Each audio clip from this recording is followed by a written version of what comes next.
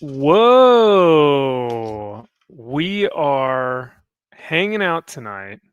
Are you? Who What did you how did you get who here and got how did? where? Well, I mean, Kyle, I should really be asking you this question due to the fact that you pretty much have your own channel now. You big time Josh and I, You did. and are, got a new setup, got a new studio, new mics.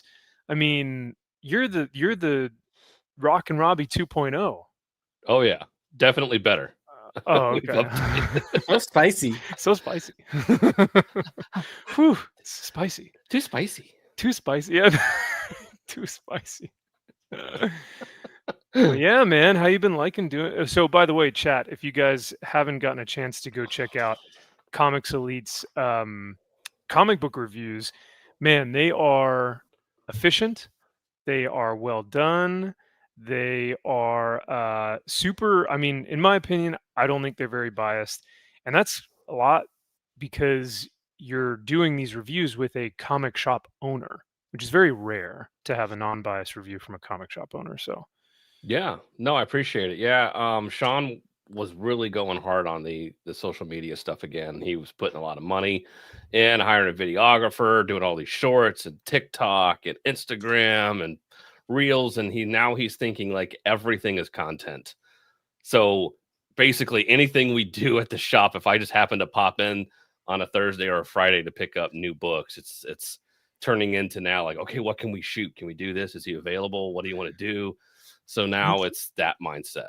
yeah, it's. Do we have any extra blind bags? Let's get Kyle to open some blind bags. We just did 100. Well, I was at the shop today after we fulfilled everything, and I was just hanging out. He's like, I want to open up 100. I'm like, you don't need to tell me twice.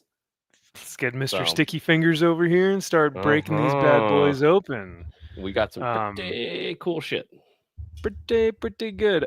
Yeah, I mean the fact that Sean pulled a 1 in 1,000 on the first night of the DC KOs, that was pretty wild.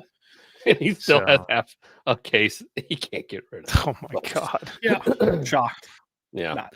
I was gonna say, do you think he over ordered, or do you think he is just holding on to them, or DCKO, yeah. Okay. It was because they were so terrible about when they collated everything in the boxes. They were pulling the same shit over and over and over and over. And so the stream just died.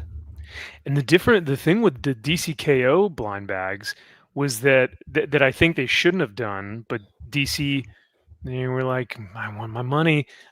They started their blind bags at $10 as opposed to your battle beasts, which were cover price. Right. And so you're already kind of like, damn, dude, that's a lot of money for maybe a just regular cover. Right. And everything was foil in the DCKO bag. That's right. Yeah, I forgot about that. Yeah, so at least you got a foil, yeah. I guess, but then it doesn't make the foil special, unlike the Mark Spears blind bags where the foils are 1 in 420. So at least when you get a foil, it's something cool. 420, baby. 420, bro. Woo. Hell yeah. 420 blaze it, bro. It's my favorite. Yeah. So speaking of KO, Josh, did you get a chance to read KO? No, I didn't read KO. Was it more of like I'm standing on principle, I ain't reading this trash, or was it just like I don't have time? No, it was more of a time thing. So because that came out last week, the week before, I can't. Yeah, 2 weeks ago now. 2 weeks ago, yeah. No, it was more of a time thing. Yeah. We had community events through work, so there were a couple of nights the past 2 weeks where we did stuff till like 8 p.m. And we had the comic book club, and it was just so it's a lot. Yeah. Kyle, you and Sean did a full, like, you guys didn't have it as part of your comic reviews for the week. You guys did a completely separate video to talk about it. So was that good or what? I didn't get a chance to watch it. I liked it. It was very ambitious in what they're willing to set up. And again, compared to what Marvel's doing with the X Revelations stuff, which that first issue of that felt like it was leading to something and something important was happening, and it felt like there were stakes. Like both of them were literally coming out at the same time, but DCKO I felt was just a little more impactful, and because of what it was leading into and alluding to with the Absolute universe also at the end of DCKO, I'm like, now this is really fucking cool. Like it felt like they had a plan in place. It wasn't just an afterthought of like, oh, I guess we could tie it into this, kind of like what the X of Revelations is kind of doing now. And even with the tie-ins for DCKO, most of the DCKO tie-ins are actually interesting. Seeing it from a different perspective, and how, like with the Titans tie-in, is dealing with the Titans are basically tasked with, you have to get all the humans and people off fucking Earth before DCKO happens. So you're handling the ground assault basically the same time all the real heroes are off battling. So like that's really interesting and kind of cool to me. So yeah, I really like DCKO. Playing to the team's strengths, like actually utilizing them in a way that makes sense for the story. Question: are you liking DCKO more because of the sum of its parts so far, or strictly that first issue? Because I didn't like read the first issue, but I did skim the first issue. And my problem with it was a lot of talking. And I was like, if you're going to do an event and you're going to kick off an event, it's supposed to be a huge bombastic event, give us some fucking action. Yeah, the action came definitely after the middle of that issue. It was when the actual battle happened. They were setting up a lot.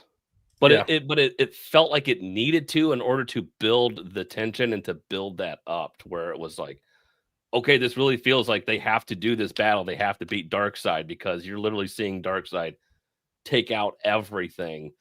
And it's, I don't know, I really enjoyed the pacing, and I do appreciate how, unlike Marvel, they're putting out a few tie-ins at a time. Now it's like, you're reading 5 or 6 fucking X of Revelation tie-ins, and some of them matter, some of them don't. I care about them. I don't care about this. It's exhausting. Now, what are your thoughts about all these other universes coming into play? Not DC universes, but like we're having fucking Annabelle from the Conjuring series. Have you not seen this, Max? Yeah. No. So it's leading to like Homelander is going to be involved, Sub-Zero from Mortal Kombat, Annabelle from the Conjuring. They've got the bear from Beneath the Trees where nobody sees. I'm not joking. No, I'm out. No. I was like, I don't know, guys. Spawn, let's get Spawn in there. Why not? There was I'm all for it. Fuck it. Who cares at this point? I mean, that's what DC is saying right now. F it. Who cares, man? They don't care about anything. We'll see.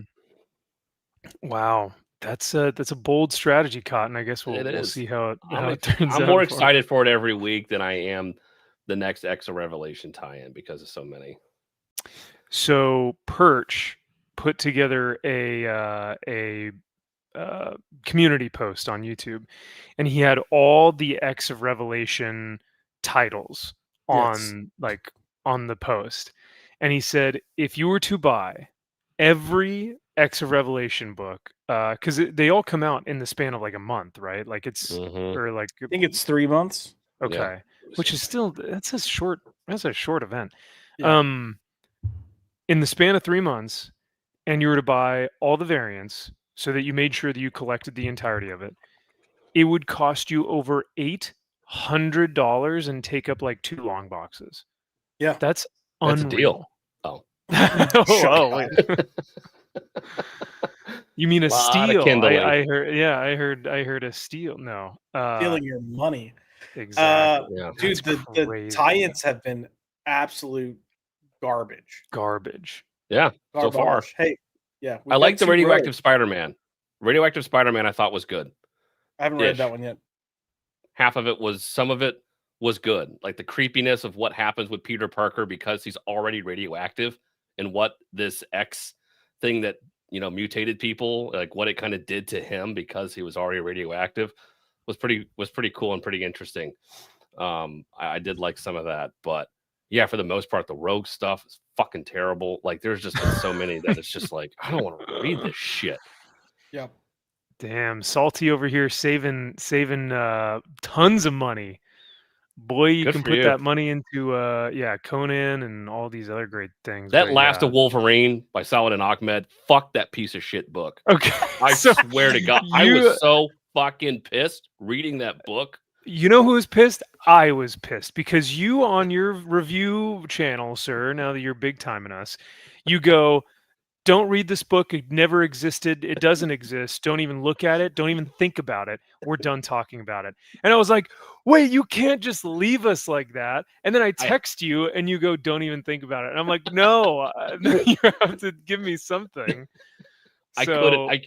I would have gotten so mad. Like it just would have got me back up there when I was reading it. I was just you're up here. Oh God, it was pissing me off. So when to go and when to stay is back as well. It is just that cheesy, stupid shit dialogue throughout that whole fucking book. It is so bad. Oh God, I hated it. Oh man. Oh, Salty, which by the way, great to see you, Salty. Speaking of other comic book videos, Salty just posted a video of his comic pulls this week, but his was kind of cool because it was unique because it was like, these are the books that I pulled, and this is why I pulled them. This is what happened in the previous issue. And I think he had another comment that was kind of like, you would like this book if, which I think is good, because for a lot of readers they go, should I get this or should I not? That's why we have like the top 10, or we recommend this, or it's a meh, or it's a skip it. But for some people, to have that kind of understanding of, you would like this if you're into robots and space, or you would like this if you're into femme fatales or whatever it might be. So yeah. Okay. But yeah, no, Salty says that Ultimate Daredevil artwork, we are going to look at that here, sir, in just a little bit. Don't you worry. Yeah, I was gonna say I just sent it in the private chat because I wasn't sure if you had it, but I was like, oof. I haven't seen it. I don't even know what that is. I haven't seen it. I don't even know if you can call it artwork, my friend. I mean, yeah, we'll save it. Yeah. We'll save it. We've got Roman of the Empire here. What's happening, brother? Great to see you. The man with the wrench here. He says, did you watch Dark Wolf? I have not, but I hear it's freaking excellent. I had a hard time watching the first season of Terminalist. Yeah. Because Roman, to be fully frank and honest, it's so good that it's too real. You know what I mean? Like for a veteran, I think if you watch like Dark Wolf and Terminalist, they get at least in my opinion, they got the combat down so well, and the action and like the maneuvers and stuff, that I was almost kind of like, okay, I have to step back and like not watch this just by myself. Like I should probably watch this with other people, because it was gnarly, man. It's like gnarly. So I love Terminalist. Those types of shows are by far my favorite. It's part of the reason Identities is the thing that I'm working on. That's right, yeah. But Roman, I'm on episode. I've watched the first 3 episodes of Dark, and for me, the first episode was, I don't want to say hard to get through, but the first episode of Terminalist, like you get to the end and it's a gut punch. Yeah. This one I was like, and then I sat on it for like, I don't know, 2 weeks maybe before picking it back up again. But the second episode was much better. Do you like Taylor Kish as an actor? Yeah, he's fine. I genuinely think he's underrated. So okay. But yeah. Yeah, man, the ending of that first episode, you're just like, gosh dang. Like I think that was also a reason why it took me a while to like get back into it and watch it again. I need to watch it. I haven't even watched it yet. Terminalist? Yeah, I haven't seen it. Bruh. I think you'd like it, man. Yeah, it's good. Okay. Like, I just watched Taylor Kitsch in American Primeval on Netflix. I know that's been out for a while. Oh, was that any good? Holy fucking shit. You want to talk about a gut punch. That series is hard to watch. Really? It takes place around like when Brigham Young was coming up with the Mormons. Oh, the Mormons, eh? Yeah. And it was a real battle and a real thing that actually took place and what they were doing out west, and how Brigham Young actually probably was as a person. Um, Yeah, it and Taylor Kitsch is in it, and holy God, man, every episode, I'm like, I don't know if I can keep watching this thing. It's so Jeez, hard bro. to watch. Oh, that's I'm gonna that's get in killer. Terminal List now. Yeah. Yeah, no, for sure. Go watch Terminal List. Two other quick recommendations. Bodyguard on Netflix. It's a BBC miniseries, 6 episodes. Really good, really psychological. And then I actually enjoyed Day of the Jackal on Peacock. Hmm. So, Okay. Day of the Jackal. Okay. Yeah. And Josh, you also wanted us to watch The Marine, right? That was the other one that you wanted us to. No. Or, so yeah, Boots. Listen. That was Boots. that was the John Cena movie, The Marine. Yeah, oh God. But you know what? I'm gonna say this. Boots is better than the Marine. I will put that out there. Oh wow. Okay. I will say I shit on Boots leading up to it coming out. You guys can attest to this. I was like, what the fuck is this? Like just railing it. And then out of curiosity, I watched the first episode and I was like, it wasn't as bad as I thought. But it was I would say it wasn't as gay as I thought it. And strangely enough, in a lot of ways, it's the gayest episode because everything is focused on your main character, who is the gay character. But is this the gayest episode of Boots? But that's all the market. That's what all the market. They were like, we have a queer cast. We have this. How timely is this? With everything going on. But everything about it, when you get to the actual story and the story it's trying to tell, is like the reason we sacrifice, the worth of sacrificing. Like everyone has something to give. Everyone has secrets and things they're trying to overcome. Brotherhood, resilient, like all that really comes into play because they focus on all these other characters and what their stories are. So you have like a character whose dad is like a legacy Marine, so he's trying to live up to that.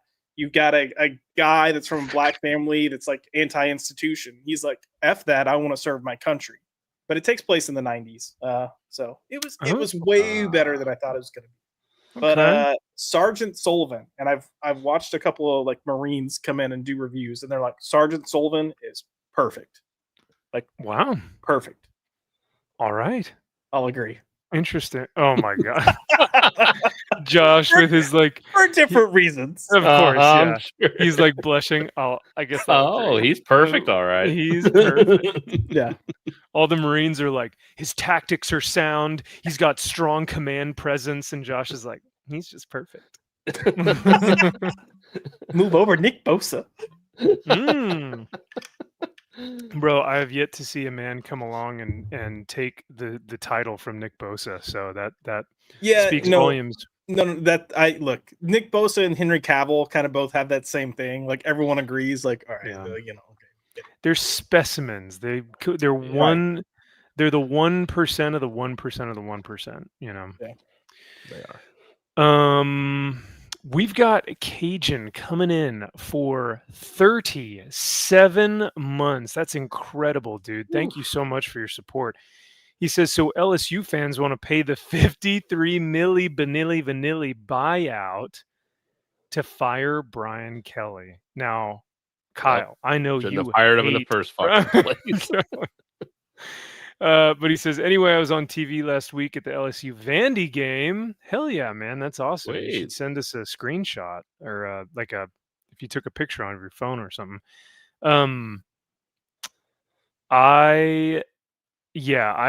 Watching these football games has been so much fun. We'll talk some football in just a second here too. So stick around, Cajun, because we'll talk. Was it you burning your LSU hat? Well, yeah, I was about to say. Vandy's the real deal, my man. Like Vandy ain't no joke. Hey, they were so disrespectful after winning that game. They didn't storm the field. That's how much they didn't give a fuck about LSU. I love it. That's like a level of superiority that they're like, you don't even deserve a field. Like, we were going to beat your asses. We didn't need to storm the field. It wasn't anything. Which I mean, to be fair, we need to cut the storming the field. Like we need to unless you are a top 10 team, the storm in the field. We need to cut it out. Right? It's too much. I love it. Oh, it says Cajun said they did get on the field, but they had to wait. Interesting. They didn't give a fuck. They're like, we'll wait. We'll wait till you guys get off the field. Brian Kelly can go to Wisconsin and F up there. Yeah. Well, I mean, I guess since some of these guys are talking football, let's just. Penn State's looking for a new head coach. He can maybe go to Penn State. Bro, I can't believe they got rid of him in the middle of the season for sucking. Yeah. And then when in the press conferences, well, I mean, because the dude I think is 4-22 or something in 4-22 of top 10 teams. So whenever he plays a top 10 team, he has only won 4 of those games out of like almost 30. Yeah. Playing top 10 teams. So, I mean, I get it, but it's not going to get you anywhere. Other than a plane ride home. Get the fuck out of here. So we got to talk about this though real quick. So I texted this to Kyle the other day, infuriated. Yeah. I mean, I was like, what's up, Josh? I said, the fuck is this? I know. Like my thumbs were pressing so hard against my phone screen. It was like cracking the glass.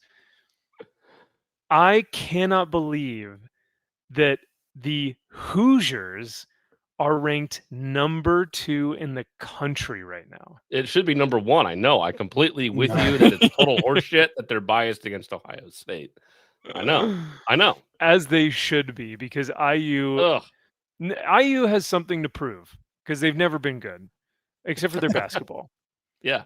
And so now they're finally good, and everyone's like, number 2. It's like, bro, hang on a second. All they do is win. Oh God. All they do is win. Yeah. Signetti got them boys fired up. And you know what? That's what it is, though.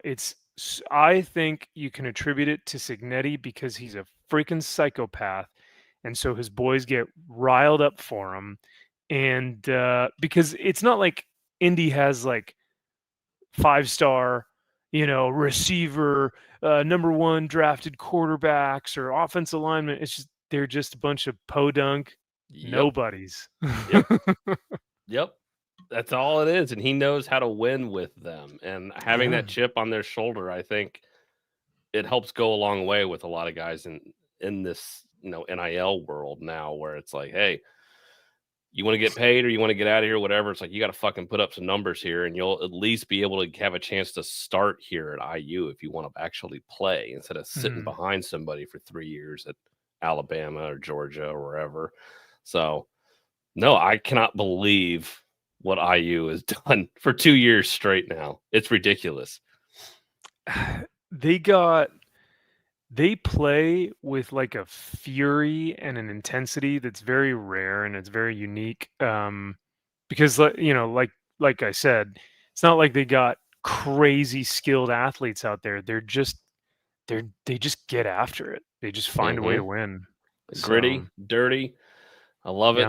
Unlike your Tennessee boys who don't know how to play football, but hey, that's all right. All the way down in 17. Yep. Man, they were what, number 12 or something, but they lost to Bama. And I mean, like, Bama's gonna be either in the SEC championship or potentially in the Natty. They're getting, like, they lost their first game, but they're finding their speed and they're getting really good. They are, and they're playing top opponents. I mean, I have to hand it to them. I mean, their schedule is hard as fuck. IU, I mean, they have UCLA coming up. That'll be kind of tough because UCLA can be good if they show up. That's the weird thing, man. They were 0-4 or something, and they played Penn State and won. Like, I know. It's like, I don't know what the fuck is going on because IU plays Penn State later on. So I'm like, I don't even know what that means. Like, yeah, how does that even? Well, because Yeah, like, are there transitive properties here? Like, can we say, well, if this team beats this team, then that means this other team will be that. And it's like, well, no, because every weekend is different, and Yep.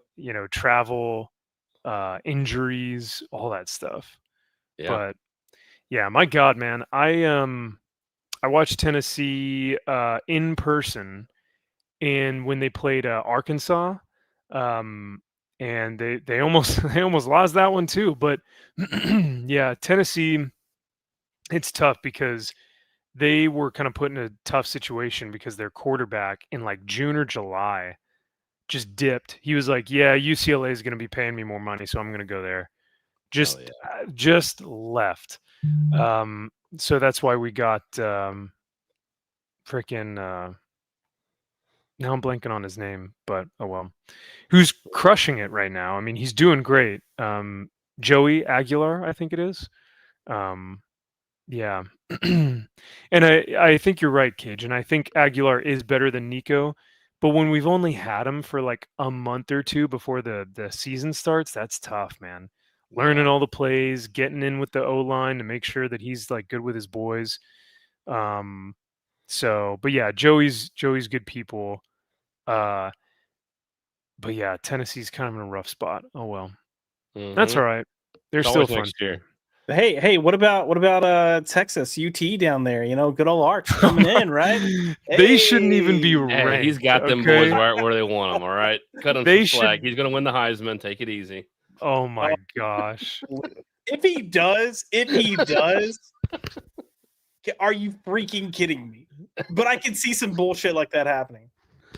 Do you guys have a Heisman winner? Because I heard someone say that Vandy's quarterback was looking like he was Heisman material.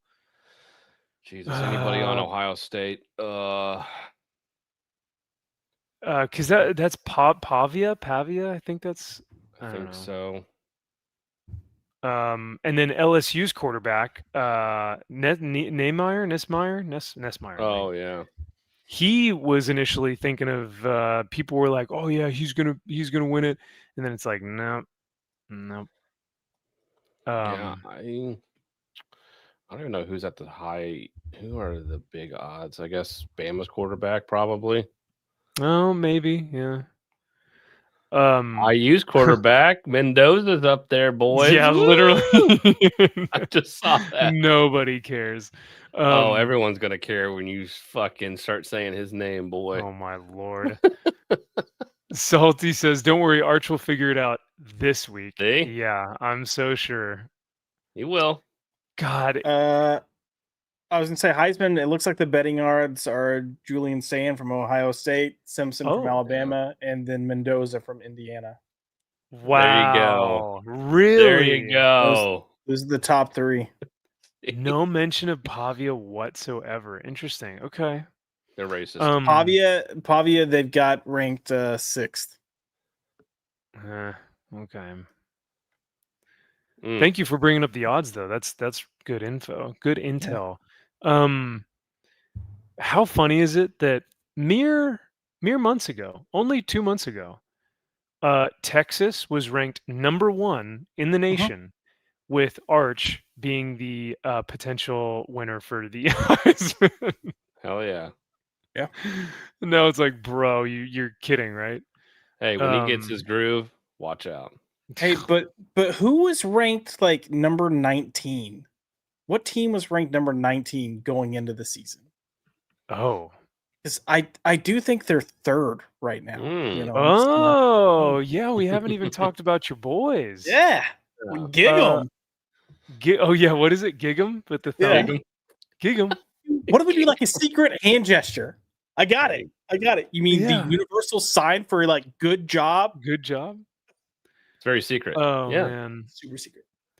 I mean, so this is what now I haven't watched a ton of A&M, Josh. I'll totally transparent, but from what I've seen, from what I've heard, they're another one that just like they just pull it out, like they just freaking win. They find a way to win, and it's not by a ton, but they end up with the W, and that's what counts. Yeah, but they've had a couple of games now where they'll come in and like just start killing it. for part of like the quarter, right? And then, or actually, we'll say the half. They'll kill it for like 3/4 of the half, and then that last little quarter of the half, they're like become a bunch of retards, you know, like.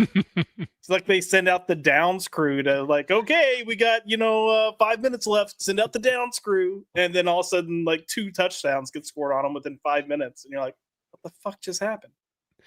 Yeah, I mean, I can't really talk all that much because Tennessee had 2 unanswered touchdowns from Arkansas in the fourth quarter, where like I think Josh, you were texting me and you were like, I go to walk my dog thinking that the Tennessee game's over, and then I come back and they're about to lose by a touchdown or something from Arkansas. So yeah, it was they do some stupid stuff in the fourth quarter. They're yeah. Yeah, it's crazy. And IU's usually up by like 50 points at that point, so it really doesn't matter. Well, when you play FCS schools that are like literal Division II and Division III schools, or Oregon, who was ranked 2 at the time. You won by 10 points against Oregon. 10 points. Yeah, against the number 2 team. Yeah, no big deal. And a possible Heisman finalist of their quarterback. Yeah, no big deal. Yeah. Yeah, those crappy teams they play. I will say that may be one of the most impressive wins from a team this year so far, other than UCLA beating Penn State. But the thing the reason why I say that might have been the biggest win is because you guys went to Oregon. Yeah. You were on the road. Yeah. And won. And beat their asses. I don't know about that, but we fucked them up. Oklahoma has been a disappointment. I thought they were going to freaking roll, but they are not doing all that well now. This entire season so far has had a lot of surprises and upsets. Really, it really has. It really has. Other than Ohio State, where it's like I don't see anybody else beating Ohio State for the national championship. Like everybody else is just like, I don't know. it's just like it's a coin flip. Miami was number 3 like a week ago. God, I know that. Jesus, what the hell's going on with Miami and Florida? I love seeing it, but fuck. Well, you hate every team, so you kind of love to see everyone lose a little bit. Yeah, a lot of the teams that everyone but I would like to see like Nebraska be good again. I'd like to see USC be good again. Some of those old school teams like Wisconsin needs to be good again. Like we need some old teams that were good back in like the 70s and 80s. Like get those fuckers back in here. Like let's make them good again. I'm tired of seeing Georgia, Bama, Florida, the U. It's like get them, fuck them. Like no. I mean, I'm not too worried about that. I mean, regardless of whether USC, Nebraska, Wisconsin are good, SEC is always going to have the best teams and the best athletes, hands down, bar none. It's just just what's going to happen. But I agree with you in that, like, when USC is good, it's kind of like Marvel in the way that like a lot of other teams are good because of it. It's good for the brand of college football. 100%. Yeah. USC, when they had Pete Carroll, like, kicked ass. Yeah. And that brand is completely recognizable, like across like every sport. Everyone remembers that era of USC because they were so iconic. But yeah, Florida fired their coach, Penn State fired their coach. Yeah. Yeah, Cajun, this was my exact comment to Kyle. And I said, yeah. The Oregon win was big. All right, I'll give you that. But they still haven't played an SEC team, and they won't until the playoffs. Well, LSU's not a real SEC team, so I guess we'd have to play Georgia? Bama, maybe? I guess we'll beat whoever the fuck you want to. But, I mean, LSU is a downgrade at this point. There's no point in playing LSU. So, well, Josh, I don't know how you feel about this, but A&M is going to Death Valley to play LSU tomorrow night, so that'll be a good game. I think A&M comes out with the win. I hate to say it, Cajun, but yeah. And that would fuck everything up too. Some of these wins, like it'll these losses too, it just fucks everything up in the rankings. Yeah. Like, God. Yeah, all from week 1 and then seeing it now to week 9 is really fun to go like, my goodness, how did all these teams get there? So like Louisville, what, that was not on my list. Okay, all right, but Nope. But yeah, Texas needs to get them out of here. They should not be even on They this need to list. be higher. Arch is going to steer the ship right, boys. He's going to get that back on track. Don't worry. Oh lordy, that boy. I mean, the fact that he was like flexing and like screaming like "Let's go" when they won against an FCS team by like a touchdown, and I was just like, Hell good yeah. for you, man. That's good fire. You need that. You need to rile that fan base up. Yeah, they listen. They need something right now because they ain't got no hope. And Texas fans are pretty wild. Yeah. So before we move on, let's do this. Let's play some bets here. I'm not advocating and well, supporting your gambling addiction, Max. I guess I should rephrase that and not say bets. Let's play some I don't know. Wagers. Let's put some wagers down. See who we got. So UCLA at IU. Yeah, IU's gonna fucking dog walk them. I was gonna say, unless some miracle of God happens again, once like Penn State, UCLA is going to be in the heart of IU. IU takes this. Yeah, IU is gonna rape them. Like they're gonna wish they were never there. Yeah. That's gonna be so unfortunate for UCLA. So yeah, I'm so sorry. No, it is. Josh, do you have any particular? Are you gonna be the contrarian and say UCLA? No, I think they're getting spanked. I was gonna make a joke that Kyle was like, "Oh, IU's gonna rape them." I'm like, "Calm down. You're gonna make UCLA excited. They're gonna be like, oh." I mean, they are a bunch of Cali boys. That's true. So, okay. Here we go. We have the lines here as well. But why would they put the bar all the way down? It doesn't make sense. Oh well. That's weird. Georgia Tech, Syracuse is good, but I think Georgia Tech gets a win. I'm gonna give it to Georgia Tech. Dang, Oklahoma, Ole Miss. This Ooh, one, man, that's gonna be a game. And Ole Miss is at Oklahoma. I think Ole Miss wins because of what's his name? Who's their coach? Lane Kiffin. Kiffin. Yeah. But he's flexing, dude. You see those hot chicks he's fucking working out with and shit all the time. I mean, so much swagger. I mean, he's been everywhere. Kiffin was at USC for a while, so he probably got all those Southern California girls to go out and see him. Oh yeah, he might leave to go to Penn State. Who the hell knows? I don't know, but yeah, I don't know. I might give it to Ole Miss. Salty saying Oklahoma. Oh. I mean, isn't their quarterback injured? Is he? I haven't really watched a lot of Oklahoma. This is cool. Jared says Kiffin was also the coach of his school's team. Nice, man. That's awesome. By the way, Jared, I backed your book, your comic. So congratulations on the launch, brother. And I backed it this week, and I hope that you get some success from that, my man. Actually, Jared, I'll see if I can pull that up real quick, and we'll share it for you. Salty put money on OK. Yeesh. I'm gonna lose that $20. It's like Max over here. I'm like, well, $20, eh? I don't know. Is that enough?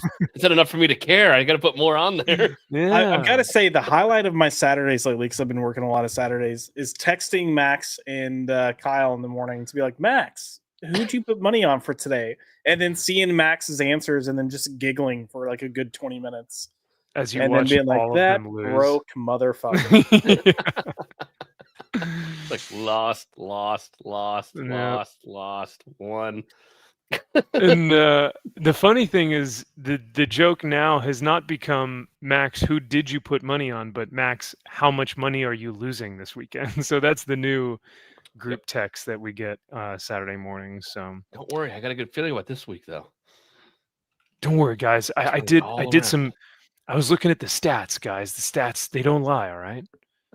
I was gonna look for Jared's comic book here, and I'm blanking on the title.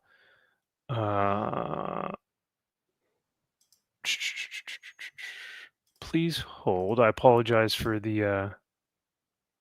Was it? I think it was on Kickstarter. And I'll look at. Yes, here it is. So I think, Jared, you can correct me if I'm wrong, but this is a direct response to Tom King's Wonder Woman. So let me go ahead and share my screen again. I stopped reading it. I couldn't read Wonder Woman anymore. Yeah. Oh, with the Mouse Man knows and the Rat Man tells all, and yeah. I just couldn't do it. Yeah. No, I get it. I don't blame you. And then I listened to Perch the other day on Wes's channel, and Perch was like, it's not as bad as Batman, and it's not as bad as Tom King's Batman run. And I was like, that's a bold statement. That's a bold statement. I think it is. I think people forget how bad his Batman run got. And then they remind, because they were talking about like the Bat Cat stuff, and it was like so incessantly repetitive. But Josh, I'm pretty sure you could find a couple in there that weren't bad, unlike Wonder Woman, which has been nothing but dog shit. All bad. Yeah, no, it's fair. There are certain stories in time, like Rooftops, which was the Batman Catwoman like 2-issue like little mini that he did early on. That was good. The arc where he brought Talia in was all right, but you also had stuff like Nightmares where every issue didn't have a freaking point. That's right. And then you got to the whole Bane. Well, even going as early as the second arc, I Am Suicide. The first issue of I Am Suicide was excellent. Every other issue after that was utter dog shit, where it kept contradicting itself because it was like they forgot where they were in the story, and then so you'd have something happen in an issue, and then you'd go to like the next issue, and it's like they forgot that this had happened, so they're retracing their steps but doing it differently. I'm like, what the fuck is going on? You already did this. Continuity. Like, he already like fought all these guards off and beat them, and now you're having him fight the guards off again in a different way. And no, it's not a different wing or something. It's the same people. Man, I have been trying to sell that run because I bought all those single issues. I've been trying to sell that run for the longest time, and no one wants it. Yeah, no. Even like just trying to take it to my local comic shop, and they're just like, "I'm sorry, man, I can't. I can't take this." Nope. Take it back. Take it back. So here we go. This is Athena, Goddess of Thunder, and this is from Jared over at Comics League.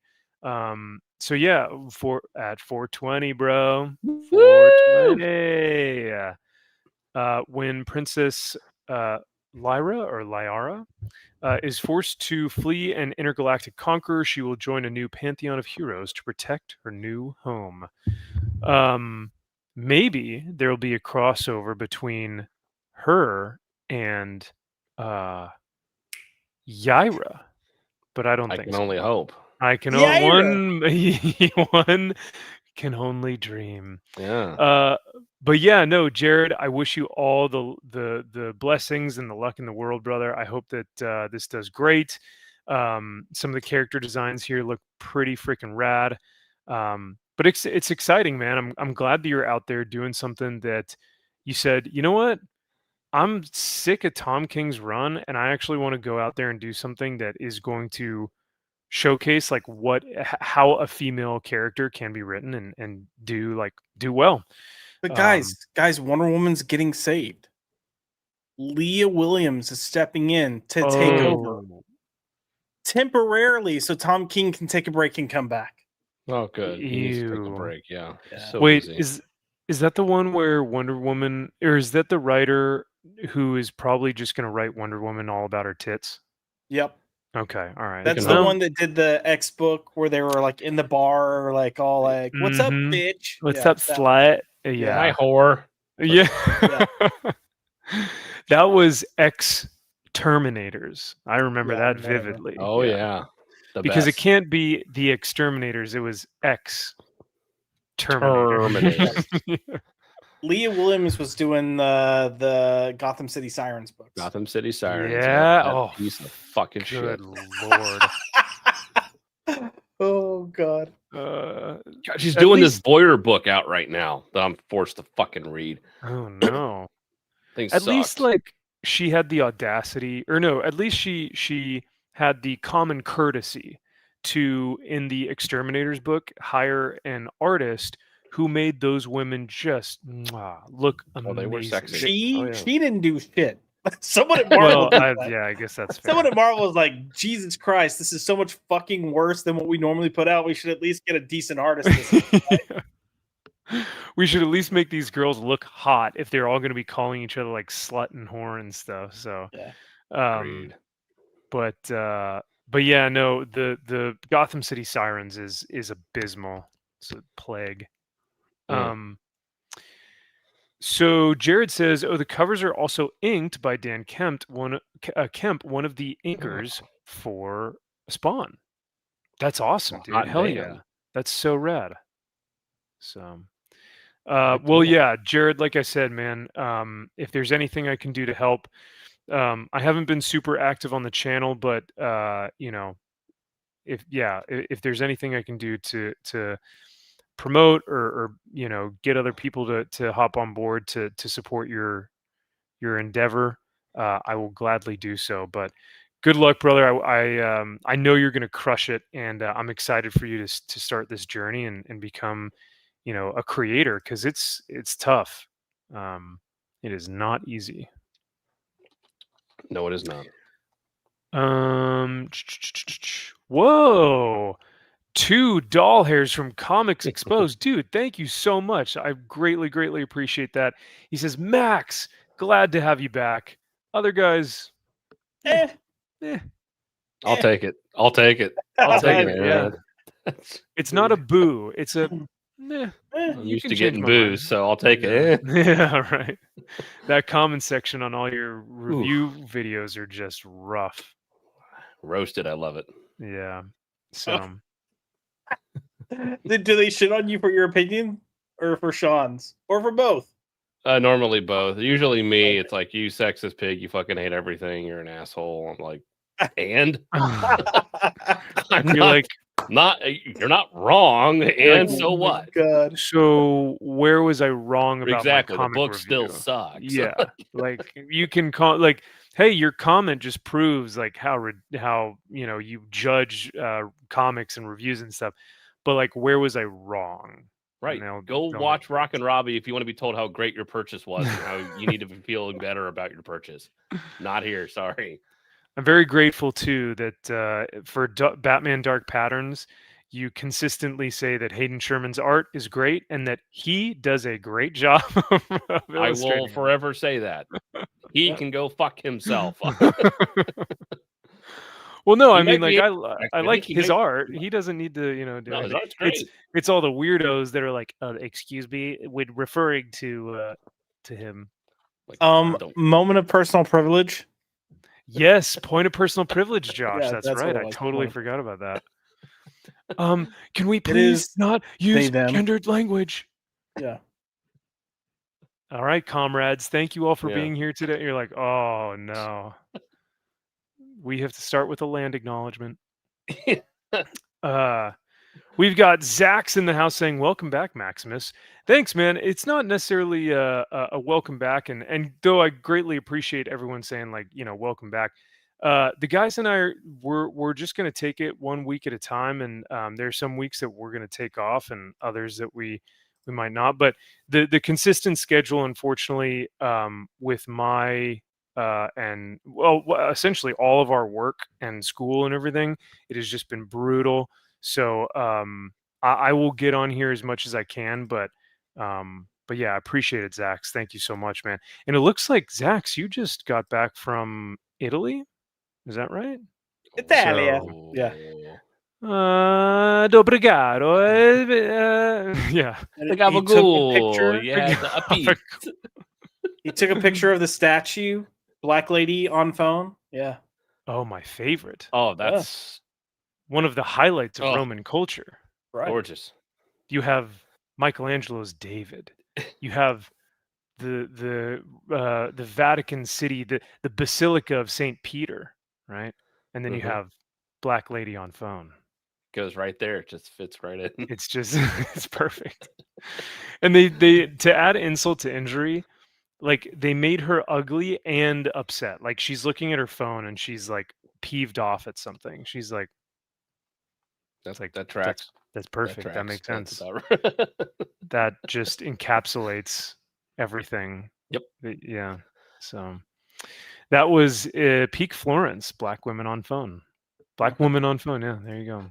So, Using Croatia too. Okay, sweet. how cool! Hey. That's awesome, man. Croatians. Well traveled. Fucking wild. I love it. Mm. Well, let's see. Oh shoot. Okay, back to some football before we were Back to your bets. before we forget. Because then we'll start in on some comic stuff. So Oklahoma Ole Miss, man, that one is so damn tough. But yeah, that'll be a fun game to watch. I will say that though. Yeah. I am definitely not betting this, but North Carolina, I You're have going been Virginia. laughing Yeah. so hard that Belichick has been losing. Looks like a so moron. Yeah, everyone's loving it. I mean, I hate to say it. I don't want to look, but like that has been so funny and like entertaining. So Yeah. yep. Yes, it is. Purdue, Wake Forest, SMU, Kansas, Old Dominion. Guys, you want to bet on App State Old Dominion? Sure. Arkansas, Auburn. That would have been a game back in the day. Can you imagine Arkansas and Auburn? Nobody gives a fuck now. Like, oh, wow. But yeah, that's tough. Yeah. Bama, South Carolina. Bama all day. They're rolling. They're hot. I was World Tide. Yeah, I was about to say Bama is like they found their rhythm. They may have. They're hot. And that's scary. So hot right now. So hot. Mizzou. Oh yeah, this was. Oh my gosh. Yeah. Mizzou at Vandy, and I think I heard someone was saying that College Game Day is going to be at Vanderbilt. Yes. Oh. Yeah. Pat McAfee his show was live today from the stadium. So yeah. Bro, Vandy is going to be lit this weekend. Yeah. I think they may. If that's the case, you've got Vandy at home. They're ranked 10th. They're on a hot streak, and they've got College Game Day there. They have to win. Ah, this is their Super Bowl. Yeah. They have to show up. They have to, because Mizzou is good. Like they're nothing to scoff at. Yeah. Yeah. So we got the Mermans. Where are the good games? I mean, those are still good games. Yeah. Texas, Mississippi State. Yeah, there we go, boys. Which Hook one? 'em. Where is it? Hook Oh, here 'em. we go. Oh, dude, Texas is gonna lose. They're Hook 'em. at Mississippi State. Hook 'em. Mississippi State almost beat Tennessee. Yeah, Texas is not long for this Exactly. world. They're Hook 'em, done. boys. Hook 'em. Oh man. TCU, Oregon beats Wisconsin. Miami beats Stanford. Maybe. Here we go. This is the game. Texas Tech at LSU. You mean Texas A&M? Texas A&M. Or sorry, yes, Texas A&M at Don't LSU. put me with the fucking Red Raiders. What kind of Red bullshit Raiders. is that? I mean, they're better than Aggies, right? Like, what's an Aggie? I'd rather be a Raider than an Aggie. Yeah. I don't know. Yeah. Didn't the TikTok say that Aggies are just Hoosiers are just people from Indiana? Yeah. Yeah. But an Aggie, I don't know what that is. Oh Now I know Cajun's probably gonna go with LSU because they're at home. LSU's got something to prove, but damn, that'll be fun to watch. Yeah, It will be. I mean, I'm watching it. I yeah, can't wait. I think this will be a fun game to watch. I think this is going to be a close game. Totally. I do think. Oh, never mind. Yeah. What's up? No. We're good. Were you gonna say something about No. I'm not gonna a say bet anything. or anything? Okay. No. I think A&M probably pulls out the win. They should. Yeah. On paper, yeah. Yeah. On paper, yeah. Here we go. The game of the weekend. Tennessee. The Tennessee Volunteers versus Kentucky. 4:45 game. Tickets as low as $50. How are they getting a 4:45 p.m. game? I have no idea. Tennessee rolls Kentucky because I think Heupel is pissed about the Alabama loss, so he's just going to let his boys go loose and just be like, score as many points as you freaking can. Yeah, but I think Kentucky's going to be pissed too. Yeah, Kentucky should have beat Texas last week. They're both going to be like, yeah, that's Kentucky's one of those heartbreak teams too. They'll come in and fuck up somebody's entire season. Maybe previously, but I don't know, man. This year, I haven't seen anything from them that's been like beating Texas. Giant. Beating Texas would not be like in my opinion, after watching Texas, would not be a huge feat, in my opinion. Wow. Yeah, I mean, they've been pretty rough this season. Oh, well. They're finding their footing. Don't worry. Those boys will be all right. So what's the most exciting game out of all of them that we went through? The Ole Miss game will be exciting. Yeah. Texas A&M game's going to be exciting. This one and A&M, I think, are going to be the two that you got to watch. Yeah. Auburn and Arkansas, maybe. I mean, yeah, Bama, South Carolina. That could be just people lighting that could just that could turn into a shootout. Maybe it could. I don't know. Maybe if South Carolina shows up. What am I thinking? We just went over this. Vandy and Mizzou. Yeah, that's the one. That'll hopefully be the game. The thing though with this is this should have been at the 5:00 night game. 100%. I'm shocked. It's weird it's not, but yeah. Oh well. But those will be fun, and I'll look forward to watching Texas lose again. Not A&M, but like actual, Texas State. Oh, Texas will definitely win. Oh, they'll against Mississippi State. Oh yeah, Arch will throw for fucking 4 teddies and probably 300 yards. Like he's gonna put on a display. Manning, I'm so sure. Passing Academy. That's what you're going to see during that game. The Manning. I mean, you can't. How can you deny? It's just the name. The name alone. Yep. All you need is see Manning on the back of the jersey, and you got it. Generational wealth within the name. Correct. So now, before we look at some comic book art, I did want to shout out this guy. So I was watching this channel the other day, and it may be almost as pretentious as Rock and Robbie. And, we're talking the background, the lighting, the studio. It's all like, top notch. But I'm sick of seeing this face. I'm done. Oh, I can't do. You are. You have to see it every fucking day of your life. I do. You have to wake up to it. Yeah. Yeah. Tell me about it. No, but just a little shout out. If you guys do want to go check out Kyle over at Comics Elite, look at these views, man. Almost 1,000 views in 3 days, 81 likes, crushing it. And gets a ton of great comments. So people like the giveaways. The giveaways are good. I mean, that's how you get the engagement, man. Like number 47, like 52, like 56. Yeah, and you have to subscribe to the channel. Like 81. There you go.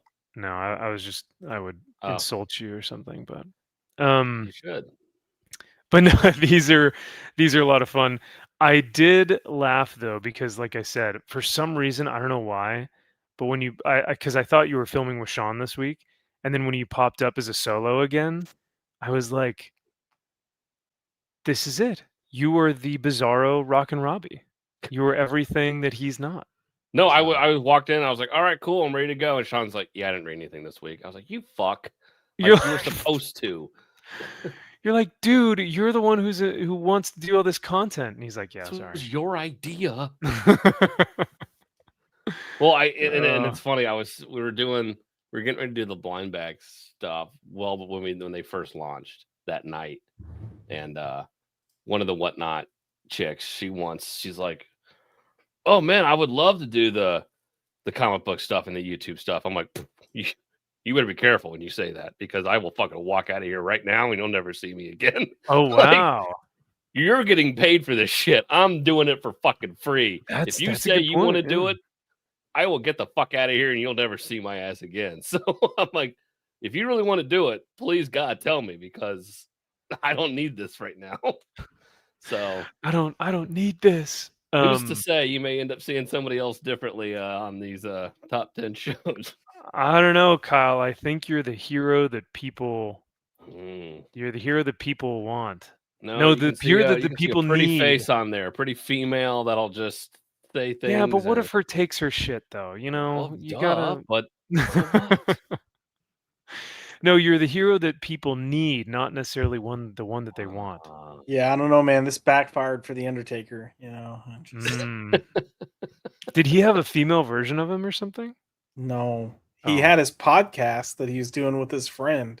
Yeah, And then Oh. WWE was like, "Hey, we want to buy the podcast and have you keep doing it, but we want your wife to come in." So they replaced his no. friend with his wife, and See? like viewership has tanked massive. Oh no. They're on a much larger platform now. Viewership is like, Just because well, you're not that's getting the boys chat, like where they're talking about stories of being on the road. You know, exactly, man. That's what people want to hear, dude. They want to hear, well, because you think about like boys, like the boys, like when you're hanging out with the boys, you've got the garage door open, you're playing Creed, you're smoking a cigar and drinking beers, and just like bullshit. yeah, we all do fuck that. You is got that playing right. Creed? What I'm year are you playing talking Creed. about? How old are you? Weren't you like not It's born when Creed was 1995. big? You're hanging out. Yeah. Listen, my mom was putting headphones on her belly. That's right. Hold me now. I'm 6 6 feet feet from from the the edge. edge. And I'm I'm thinking. Exactly. With arms wide open. Who doesn't love those classic bangers? Get you going. Get you going. But yeah, no, and those chats, like those podcasts with just like the boys, like some of those chats are just like exactly that. So I think that's why a lot of guys just gravitate towards that stuff. No, and the show is better when Sean and I are there. When Yeah. the two of us are there and we have opposing viewpoints, it is better. Listening to You me guys drone like on. banter, So then right? yeah, because then it's like no one gives a fuck what I. So then it's like I just want to get in and out of there as fast as fucking possible. I just want to say this book fucking sucks. This book's not bad. This book's okay. This Yeah. book's good. It's like nobody gives a shit. I don't need to drone on and on and on forever, because it just gets monotonous and boring. I will say though, it is way harder, and this is where I give you a lot of props. It is way harder to review multiple books in a row like that for like 30 minutes without a break. Because when I was doing my reviews on the channel, I would do like a 30-minute video on only like 10 books, but I like had to think about each one, and I couldn't go off the cuff, so I had notes and like, or I would script it out. Like to be able to just pick up like 20 books and just rattle off, okay, here's what this one was about, here's this one sucked or this one was good. That takes some like freaking talent, man. So I'll hand it to you, because I never was ever good at that. I had to like pick which books I wanted to talk about and then specifically hone in on those. But yeah. Well, yeah, and Kyle will probably agree. I feel like it's easier to talk about the books you hate and the books you love than the books that you're like, it's fine. Exactly. Yeah. Like, Well, whatever. And there are times like this past week, ordering will get fucked up. Or escape number 3, all of them are damaged, and I never saw the book. Oh, and then I was in there, and I got the chance to read it. It would have been my pick of the week if I would have fucking read it. Oh. If they would, because some of the damages, sometimes I'll be there and I'll open up Lunar or Penguin, and I'll just, while they're doing it, I'll just be like, yoink, I'll take that. That. Yoink. And it's like, I'll read that. And so before they get a chance to start tallying off the numbers, make sure everything's there. But yeah, I didn't even see it because they were all damaged, and so they put them somewhere else. And so I'm like, where did Escape? Remember, I didn't even get a chance to read it. Like, oh yeah, they were all damaged. I'm like, I could have still read it. Like, you could have just given me a copy. Who cares if it's damaged? Yeah. Damn. But then I read it. I was like, fuck, this would have been the pick of the week. That's wild, dude. Yeah. That's one of the books I still need to catch up on. I have not even read issue 1 of Escape. Oh, I'm really. But Remender's doing Escape and Sacrificers at the same time, eh? And Seasons. yeah. Oh, which one is that? Have you? It's Yeah. With Remender's books lately, it's been like one's good, one's eh. One's good, one's eh. Yeah. So That's fair. I mean, hey, if he's publishing 3 at a time right now, and 2 out of those 3 are good, I'll take it. I'm down I with think that. Escape, like I think he finished his scripting and stuff for Escape like 2 or 3 years ago. Wow. He wanted it's Daniel Acuna on art, right? Yeah. Yeah, he wanted Daniel Acuna to just like take his time. So he's like, if the scripts are done, here you go. Whenever you're good, we'll start releasing. Yeah. So which is great. His art is so fucking good in that book. It makes such a big difference. And I get that sometimes, well, DC and Marvel could do that if they wanted to, but they're so worried about comping the number of books that they have out every year that they're selling themselves short. Do you think it's about the comps, or do you think it's about the page rate? Because I think DC and Marvel don't have enough money to pay artists well enough to where they're like getting the top talent, right? Right. So their page rate issue is coming from they're trying to match or have more books on the stand than they did last year. Oh, okay. So they're paying these people, even though they're paying lower page rates, they're paying these people for books that aren't making that money back. Yeah. And they've talked about this. Their mentality is like, oh, well, it's actually better for the company long run if we take up more space because it takes away from our competitors. That's their mindset. I'm like, you're fucking losing money. Like, I was about to say, it's business, But I think they really do just see comics as like pamphlets now, just like posters. So like, as long as they have the shelf space, they're winning. And it's like, for Marvel State, Disney is actively trying to get Marvel publishing. Oh, your mic went out. Just when it was like, yeah. What is Disney trying to do? Tell us. Marvel, you're screwing us again. Damn. They heard that Josh was talking bad about him, and we're like, that's it. Yes, pissing off the Disney peeps. Yeah. They're trying to get their publishing folded into their marketing. Like, so it falls under marketing. Gosh dang it, man. Wild. It's so lame. You're going to get some 21-year-old recent college grad with a marketing and gender studies degree working on our comic books. That's going to be awesome. That's what you need. Salty wants me to end the show and just go read it. So you do. I mean, hey, let's not get carried away. Okay, look, I want Max to read Escape too, but this is like the first Friday in like 3 fucking months where I'm like, oh, I got friends on a Friday night. I know, right? Josh just sits in like in his chair, and it just plays the "All Around Me Are Familiar," just black and white every Friday night. Oh man. Ollie walks by and I'm like, hey buddy, and he just keeps walking. Yeah. River comes by and I'm like, hey River, and River just runs away. Yeah. They go play by themselves. They're like, even we have friends, dude. Where are your friends at? I had an employee actually today. She was like, what are you doing this weekend? And I was like, I'm probably gonna hang out with my friends tonight, and then got some work to do on Saturday and blah blah. She goes, oh, are those like Kyle and Josh? And I was like, how do you know my friends' names? Does she know about your channel? Does she watch it? No. I had told her about you guys previously. talk That I was like, about oh us? yeah, no, I hang out with my buddies on Friday nights. I normally just say the fat one and the gay one, but she was Yeah. like, oh well, I should probably be a little bit nicer. And I was like, no, you don't need to. No. You can just. Well, if it makes you feel any better, if you were to come to my friends and be like, "Hey, I'm Max," they're gonna be like, "Who the fuck are you?" No, I'm kidding. Oh, good. Hey, No. no one needs to know who I am. That's the. I If I talk had about any other friends or people I talked to, I would definitely say, but I don't. Listen, your wife already knows who we are, and Yes. that's all that needs. She already hates us, so like Yep. that's all Yep. that needs. Yes, she to- does. Yeah. Mm-hmm.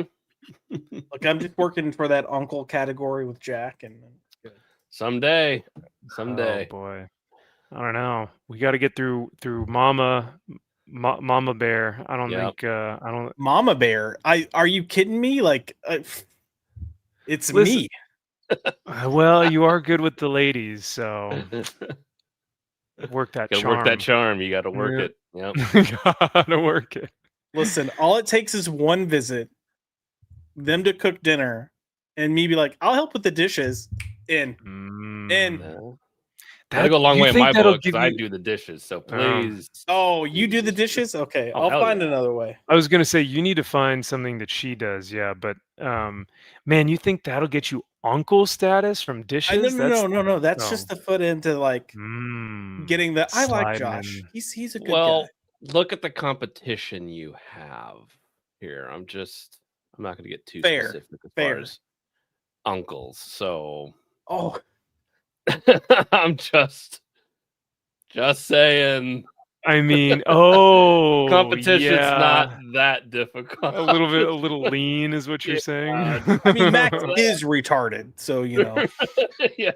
I was gonna say trying to I'm take nothing this but good different looks, direction. okay, and even my good looks don't really, take me too far. So, but yeah, Josh is a ladies' man. So, Like, if I were to come over to Kyle's house now, I won't say Kyle's wife's name, but I'd be like, Blank, oh my god, I love all the pumpkins. But see, then I would go, well, Josh, I think the pumpkins, I don't know if they match really the aesthetic of, and then Kyle's wife would lovingly say, like, so that's the Check. gay one, right? Josh is the straight one, Max is the gay one. Jack, stay away, like- stay away, stay away. Go play with where's your horse, right? Go Yep, go over to yeah. Suddenly all those like 1950s ads about how homosexuals are dangerous are playing in Jack's room. Oh my god. And he's like, just watch this, sweetie. It's okay. Yep. The homosexuals of the 1950s are make sure that if they start to compare blinds to the carpet, you know that this is a homosexual. So one thing that I wanted to kind of go over real quick. So I was watching shout out to Brian McClay over at Beyond Wednesdays. They've got a rad channel over there. They've got some cool stuff. And they did a video not too long ago that was talking about collectibles in the market and how much some of these things go for. And they do this show pretty frequently. I think they do it maybe every month or every week.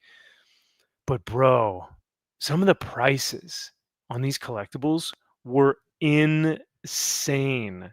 These are like tiny Teenage Mutant Ninja Turtle like toys that come in these little packages here. Like, I don't even know if you can see that because of how small it is. These were going for almost $1,000 for the actual package, but for just the accessories were almost $300. Jesus. The action figure line, that's something I will never understand. That's a niche market that I would never be able to get into that. No. You gotta stay away from that. Ooh, Soul Assassin with the Cornholio. I need TP for my bunghole. Says Skellington. That's cool. Oh, that is pretty cool. I do Yeah. like Beavis as Jack Skellington. Mm-hmm. Collecting is costly and a time-consuming hobby. You ain't wrong. For me, it's costly. Not as much time-consuming, but it's the storage that kills me too. Storage and space. That's what it is. It's the cost and it's the storage and space. But the time consuming is kind of fun for me. I like searching for books, or I like hunting for you got to go in those back issues, man. You got to go in those bins. You got to find a crazy comics at conventions and dig your way through. And I don't mind that time consuming aspect. It's Well, just have you seen these degenerates that collect this old shit? Like, they all have a fucking garage from the 1970s that hasn't ever been looked in for 40 years. Yeah. And it's cobweb infested. And it's like, for whatever reason, they're sitting on, $5 million worth of old toys. It's like, it's Totally, every man. one of them. It's ridiculous. I wonder if it's like, those shoot, what were those TV shows where it was like Storage Wars, where like you'd open up a storage thing and you'd look and you'd have like a couple minutes to bid on it. And sometimes it's nothing, or sometimes you find gold, like TMNT action figures or something. But I feel like those guys are just sitting on some of this stuff. I mean, that tiny ass gun, it's like, oh yeah, how the hell would you know that you throw that shit away? Of course you would. But everyone did, which is why there aren't that many, and which is why they're so expensive. Yeah. That's crazy, dude. Yeah. Also, you're retarded for spending $300 or $200 on that. That's all I'm saying. Is that a leg? Is that part of a leg? No, it's part of a loot weapon. Okay, no. This is a leg of a character. I was like, you got to be fucking kidding me. No. It's even worse. A leg, I could see like, oh, the leg has to fit the character, and and then you have a full action figure. But this is a money bag, like loot accessory. Yeah, it's not even like a integral part of the figure. It's an accessory. Like if someone came up to me and like, dude, look at this, I just spent $300 buying this toy accessory, I'd be like, what the fuck? You're almost as bad as Maxwell Von Priestley. This is bad though. This is like, yeah. And he's like, guys, I just put all my money on Texas to win this weekend. It's just like, oh my God, who's worse? Get away from me. That's worse. Yep. I would buy this for $300 than put money on Texas to win. Okay. I'm like, guys, I'm gonna go buy a bunch of fucking blind bags. I'm gonna go win my money on that. Hey, speak for yourself. I've never bought in a blind bag, so that's all you, brother. Same. Hey, all right, okay. Yeah. I see. No, there is no yet. I'm telling you, boys, you ain't going to stop. I'm telling you. Wait, I tried to make you. Ooh, spooky season is upon. Oh my God, you got a lot of them there. Spooky season is truly upon us. Gosh dang, dude. Did you get 10 of those Mark Spears digital 3D asset goodness, or what? Wow, you watch your fucking mouth, right? He is a god. You better thank him for saving the comic book industry. You're right. I should hold my tongue. No, but his art is very uncanny valley. Very uncanny valley. Salty says Kevin is my spirit animal. And he says, I'm all about those blind bags. 50. Well, Sean ordered 6,000 of these. Wow. He ordered 6,000. Now, I think he's only going to order maybe, 1,000 of the winter ones. So, wow. The winter ones maybe. Well, no, because Mark Spears is a horror guy, so it makes more sense for that to go gangbusters. Wow, man, Salty 50. All right, good for you. You know what? Good for you. I'm proud of you. I've opened probably at least 300 myself at the store. Well, seeing is that you couldn't even figure out how to open them. You were fumbling. You almost cut your fingers off with that X-Acto blade. So I'm surprised you even got 3 open. But... Well, because those were, the DCKO ones. I was using the X-Acto knife. It's like, no, the scissors are much easier. Yes. Yeah. I was going to say, you just take 3 of them and you hold them and just. Yeah. When I started doing that, I'm like, yep. Yeah. Should I open one up right now? Should I open one up? If you'd like. Yeah, if you want to. Just while we're talking? Because you got the sticky fingers. So I mean, the last time. Bandit. The last time you opened one of these bad boys up, you pulled an issue 2 of a Battle Beast. So. I did. Let's see. I don't know if you can top that, though. Salty is wanting you to. Ooh, Oh, Cyclops yeah, the or Cyclops. Gorgon or whatever. Let's see. Am I going to get a golden ticket out of here? No. Oh, there's a golden ticket in there? Yeah. So there's like 13 golden tickets. You get a 101 graded comic that he's giving away, Ooh. but you got to find it. I think like 4 have been found at this point, I think. How many are there total? 13. Oh, so there's still way to go. All right. Yeah. Because I've got a golden ticket. All right. And there were 350,000 blind bags made. Oh my God. Biggest order ever in the history of blind bags. Oh boy. Hey, what are we going to... Whoa! Look at that. Star Wars homage. You see the werewolf writing funny things on the side there. Very nice. That's hilarious. It's cute. I do honestly, actually, low-key kind of like the homage to that first Star Wars cover. That looks kind of cool. And it'll go with my Star Wars #1 I have up there. It'll be perfect. Oh. Salty says, great variant cover. Nice. I agree. He also got, oh, that's pretty rad. He got the glow-in-the-dark ghost cover. That's a fun one. We just pulled the glow in the dark, like the 3 witches, 3 women. That's pretty badass. That's the Night of the Living Dead covers are my absolute favorite. Very nice. You could reseal them and sell them to guys like Salty. Oh no! All right, Salty, how much do you want these? Yeah, Salty, we got a bet going. But yeah, that's pretty funny. Well, and I'll wait. I'll open a few more. I was gonna say, if you want to open them throughout the night, feel free. Yeah, 'cause what the fuck? Zaxx says at least these blind bags are cover price, bro. Seriously, I mean, gosh dang. If you buy enough of them, they're cover price. Oh, God, Sean was selling. Oh, God, he was selling the 1 in 1,000, which the 1 in 1,000 is the metal vampire Dracula one. So that's the 1 in 1,000 right here. It's metal. He was doing bundles where the 1 in 1,000 was going for, I think, 500, and if you bought that, you would get it for free, and you would get 60 blind bags. Whoa! So we had several people do that. So then we had to not only pull 60 out of boxes, we then had to open 60 blind bags on top of people. Then he was doing the same thing for the 1 in 500, the glow in the dark, and the 1 in 250. Jeez. So it was like 60, 40, 20 as far as blind bags. So I mean, that night it was just like, fuck, I was opening so many blind bags, but it's so fun.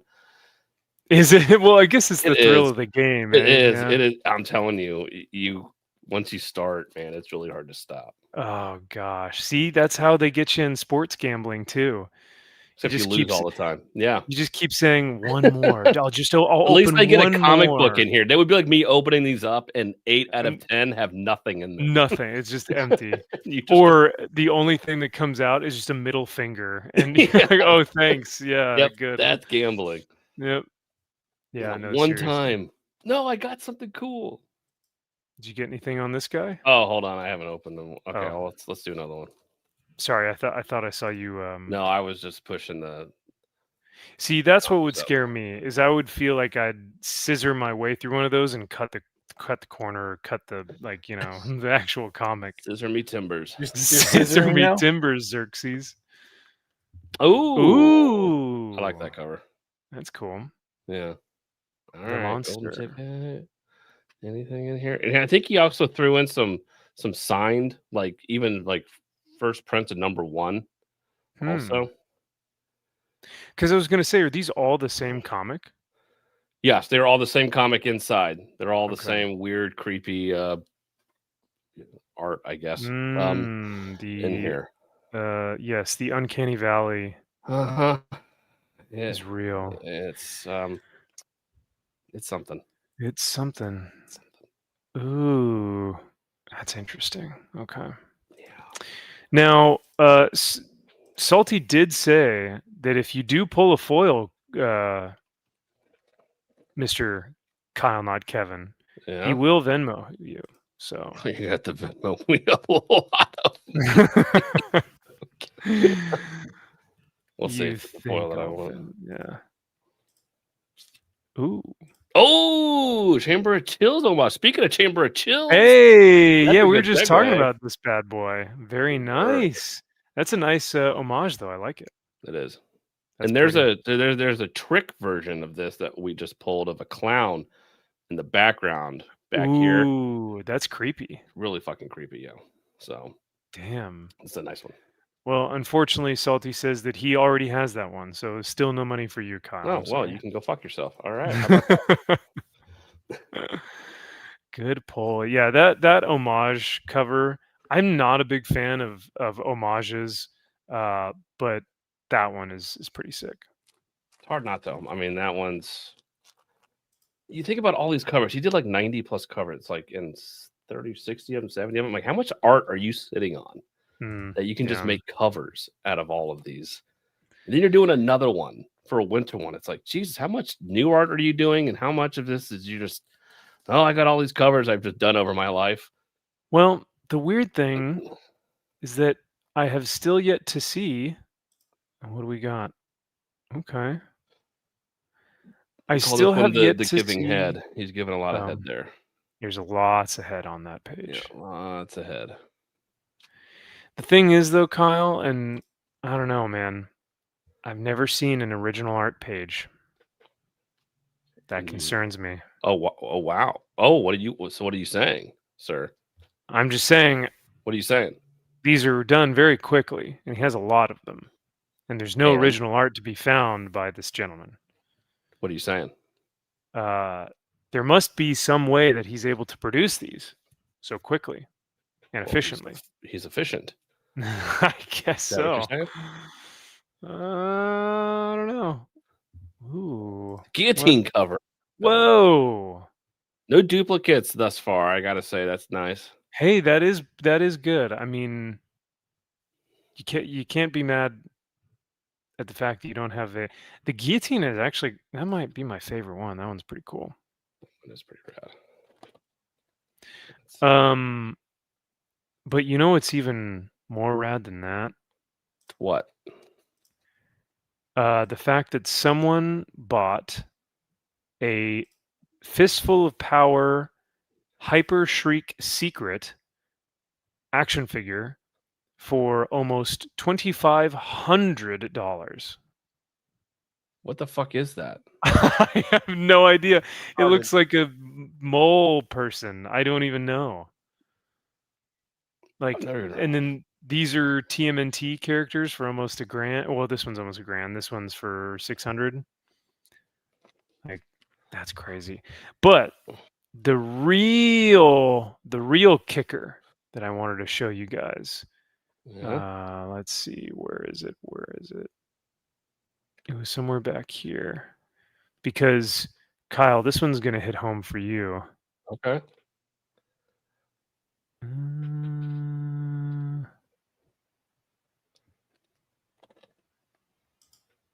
Boom. Cul-de-sac issue number 1. Yeah. Impaled edition CGC 9.8. $2,200. Whoa. $2,200 for that stupid stake in the comic. And you know how long it took them to make that?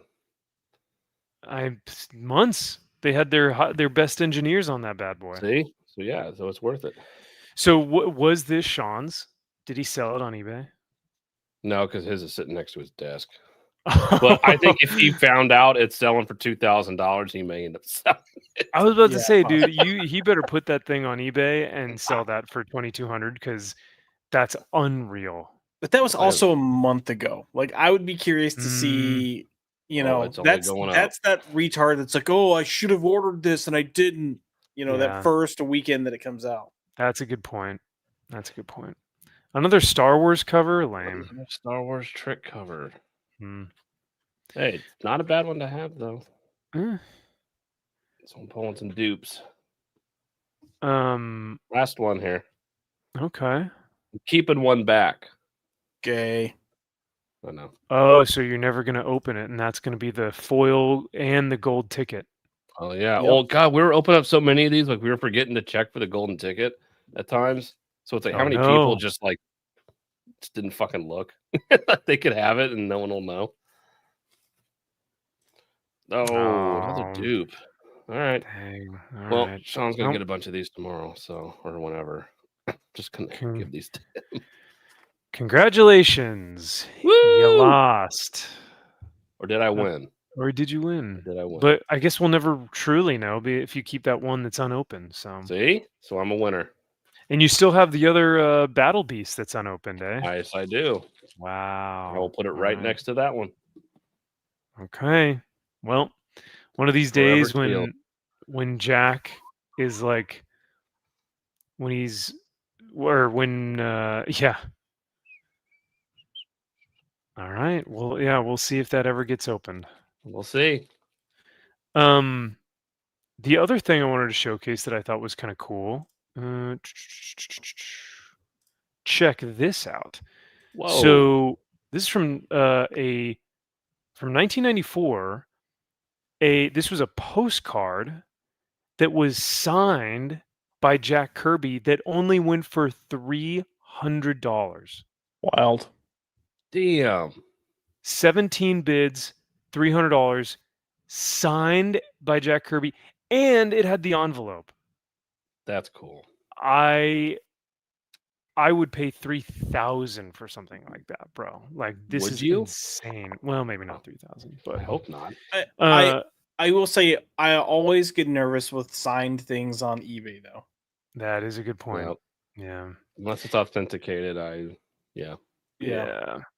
And considering that this isn't actually original art, it was a postcard of original art that he had done of Cap. Right. So you're really just paying for that signature, but that is a good point. It could be a sketchy one. Could be.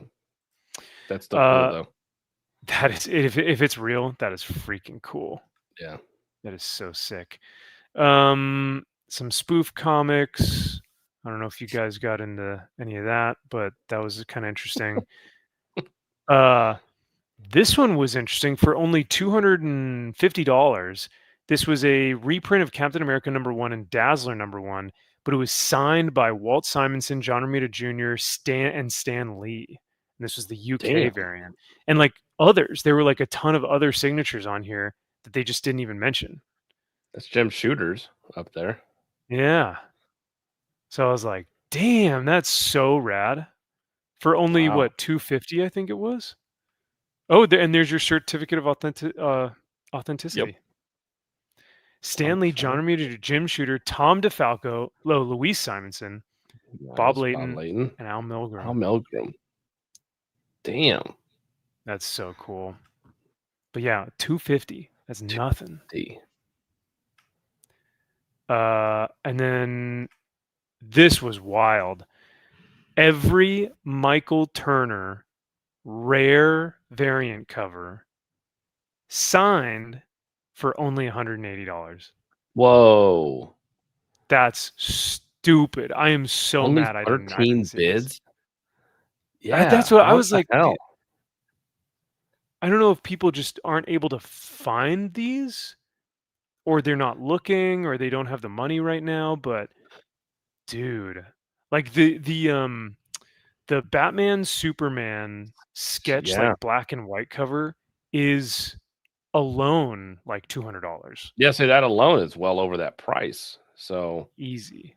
Damn. And you got Fathom but yeah, dude, that one broke my heart. I was like, I can't look at that anymore. It's so cool. And then some Spawn stuff. I've never been into the Spawn thing, but full run of Spawn.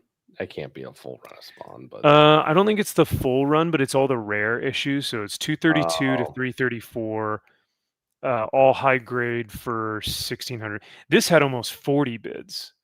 So there are some Spawn dudes that were looking to fill their collection, but but apparently these books go for like $10 or more, like a pop. And okay, so that's Jesus. So whoever bought these got a fairly good deal, I think. I don't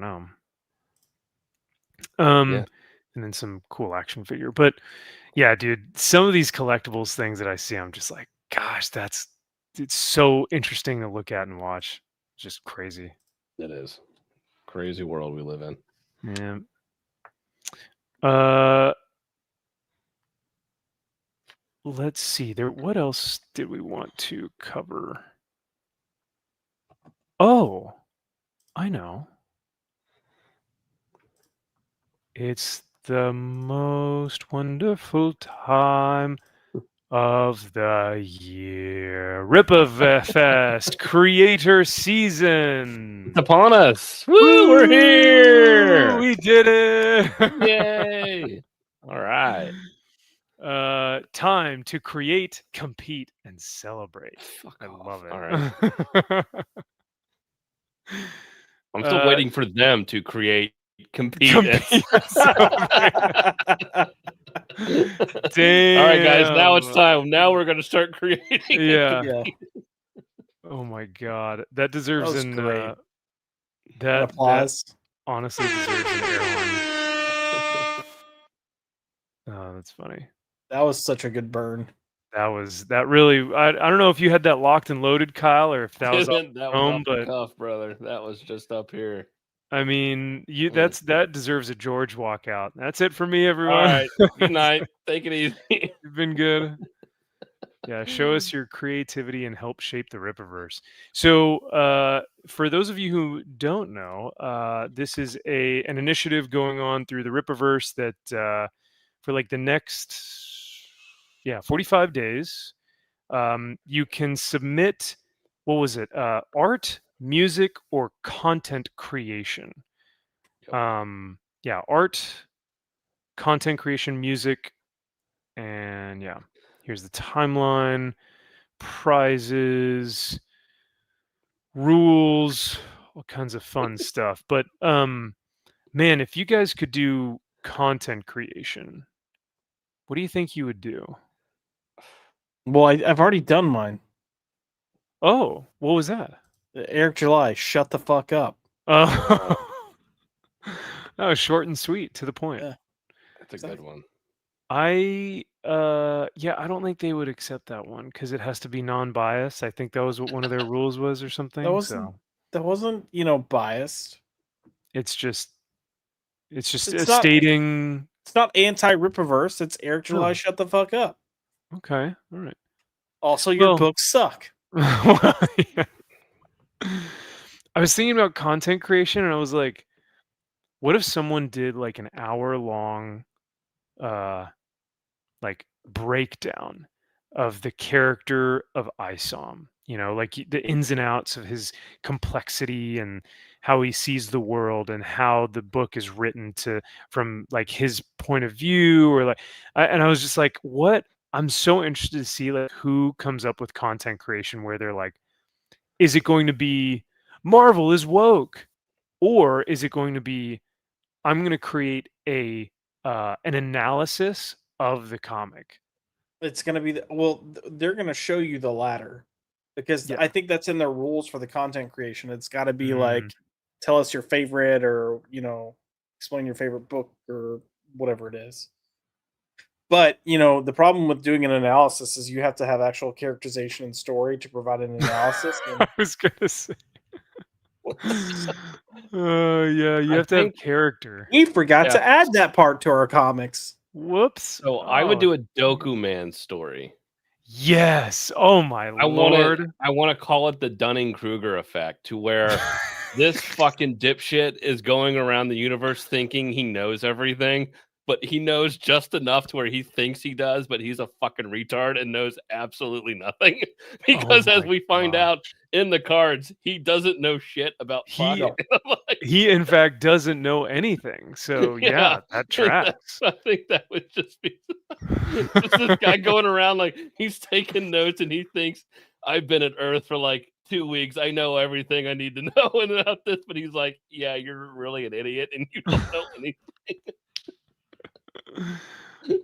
It appears that he has powers. It's like very insightful, Doku Man. Such a genius. What was the other thing that we were laughing about? One of the Dokuman cards where he was like, he seems to be from another planet, but I do not know where. And it's like, Dokuman, what are you good for? You're supposed to be telling us about the characters. Because you're all knowing, that right? was so funny. Yeah. That's my pitch. I like it. Both you guys have good ideas, man. I don't see why you wouldn't be able to submit your entry. So I'm pretty sure it'd get passed up. But with any of these, I feel like you're going to get the kid who is in like a dimly lit kind of like yellowish room that has like a 120p camera, like a camera from like the early 2000s, and like a headset that's too too loud or too quiet or something. From an old like Xbox Live or Xbox 360. Yes, yeah. You know what you mean? Like an old headset that doesn't quite work still. Yeah. Exactly. And it's like glitchy and but I mean, hey, there are creative people. So the thing is, if he can get one of these individuals to give him some ideas, they might actually have like a good thing on their hands, but who knows? That's how pathetic they are. That we can't come up with anything, so we need you to come up with things to save us, please. Yep. We got to come up with something new. So Well, Max, I'm sad you're not. Max, I'm sad you're not running with your joke that you said when I sent this to y'all. For the art creation. Which was, I'm blanking on what my joke was. Do I need to check my group chat now? There was a lot of N-words you were throwing around, but well, that too. Well, I mean, that's a normal day in our group chat, so you got to tell me which day. No, you're looking at the rules for the art, and they're like, no AR will be accepted. And you're like, okay, but what about 3D assets? Mm-hmm. No AI art, but could I do 3D assets? It's a good question. You know, you should ask. Pose it. Are you going to hold your artist to the same standards as your fans? No, good question. I don't know, but yeah, no, that is very funny. So, so here's what's wild, Josh. I think you sent us that video on Twitter, on the old twit, yeah. So, I deactivated my Twitter account like a month ago or so, but with deactivating your Twitter account, it says all your files, all your posts, all your like saved content, it'll be here for the next 30 days unless you come back or if you don't come back and log into your account, all of that stuff will be deleted. So I was like, okay, I'll just come back in 30 days and, you know, see if I'm still on Twitter and make sure that my stuff's there. I forgot about the deadline. So my Twitter account is like, no more. I don't even Sad day. I was like, oh, wow. So, I mean, granted, the FBI probably has all that information in their database somewhere, but I cannot access my account or any of like my old DMs with people. Like I can't look in my messages or anything. Like, so I was like, well, crap. Join the club. When it feels good. So I am Twitter free right now, man. It's great, isn't it? It's pretty nice. Don't lie. I will 100% say that when I first found out that my Twitter account was like fully deactivated and like deleted, I had nothing. There was a part of me that was like, should I be upset about or worried or like, am I going to lose all my? And then I like 5 minutes later, I was like, no, I'm fine. So I honestly think it's more of a like, it's a release. It's like, I don't need it. Well, I would just like to say that's very straight of both of you, and I'm offended. I haven't had Twitter for years. It's been so wonderful. It does feel nice. I will say I've gotten to there's a group chat that I'm in on Twitter that I mainly check it for that, and that's about it. And I think that's the thing that I was most upset about. I was like, well, damn, I can't talk to anyone now, because that was a big, like, all my communication with YouTubers and friends throughout this community and fellowship was like through Twitter. So, oh well. Hey, you can always join Blue Sky, Oh, and then you can no. reveal to the world you actually have a fucking vagina. oh, It's true. and I could actually take a picture and everyone would like applaud me. They'd be Of so course. happy. Yeah. Yeah. Stunning and It brave. wouldn't be like against terms of service or anything. So, Salty says EJ's cashing out of the million company he personally destroyed and is now worth about 15 cents. About right. Oh no. I keep ISOM number 1 tacked up on my desk as a warning to never ever buy anything from a YouTuber ever again. Ooh, does that mean memberships too? Or like super chats? Because I still have a couple of my memberships, but like, yeah, merch, comics, stuff like that, it's tough to endorse. Yeah, Sure. Sturgis is furiously whacking to this. That's for sure. He wants to be number 1. He does. He does. Now, all that being said, though, the whole Twitter thing, the reason why I mentioned the Twitter thing was because, Josh, when you sent us the video of Ripa Fest, it was through Twitter, and I couldn't even watch it because I didn't have an account. So I was like, well, Oh, damn. you can't even watch it anymore? I can see that stuff without a Twitter. I haven't had a Twitter account. Again, I can watch it now. TikToks, I usually can't because I need a TikTok account.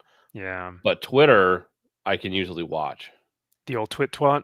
I think it wanted me to log in, and then I was able to bypass it, and then just But that's when I realized I was like, oh, I don't think I have anything anymore. I was like, oh, so. Yeah, no, but comics from YouTubers, that is a no-go, my friend. That is something that I will, unless I guess unless I know them, like Jared's comic, I have no problem supporting. Kyle, your comic, I have no problem supporting. Lots of these guys that like I actually know, but man, for Josh, you making comics out here? What's going on? No. Oh, okay. I was like, when you make a comic, I'll support you. I would also like to remind everyone I was a published writer before I was ever a YouTuber. Ooh. Not just a published writer, but I also won awards. Damn. And then did nothing. Oh. What are the award, like, how are the awards given? Are they through, like, based off of character development, story arcs, or is it based off of like your writing style? No. It was more so so I had the first play that I produced or had published and then got produced at the Alley Theater in Houston. Got some stuff, and then I was featured in a publication as a young American author to watch. It literally did nothing. Literally did nothing. That was all the way back in 2007. But yeah. Ooh, that's rad. Yeah. Time to come back. Like a phoenix rising from the ashes. Yeah, Phoenix rising from the but only like 2025 Marvel Phoenix rising from the ashes. Okay. I'm gonna come out and be like, hey. Yep. And it's like, oh fuck. That's all we need, another gay man. I know, they're like, did he say hey or did he say gay? Yeah. Well, you'd probably sell more books if you said gay. Yeah. No, we've learned those don't sell. Yeah, no, that's well. Now, if you're pitching a script for a film, maybe. But if you're trying to pitch a book, no, those won't sell. Unless it's for distillery, in which case they will. Distillery. Yeah. Yeah. And you'll win all the awards. All the awards. Yep. Bro, see, so this is my worry. Because Josh is talented, right? We know this. He's handsome. He's talented. He's kind. Anyway, I'm sorry. I got lost in his eyes there for a second. But But so my worry is that like if someone is like legit talented and like gives Ripa something that's like super dope, and then he's like, "Oh yeah, we're gonna use this." It's like, bro, you used your idea for Yeah. Ripaverse. No. No. I don't have any plans of using my ideas for comics. Okay. You don't want to have an ISOM stage play? Fuck that. All it Dude, would be that is car, him falling on the car, that scene, you will win. The Tonys will just be coming after you. You'll win everything. It'll be like Spider-Man on Broadway all over again. Yeah. Mhm. Moving differently. I could see that being a number one hit. Moving differently this summer.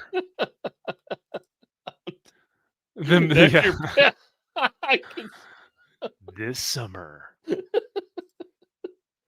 ISOM is moving differently. Business.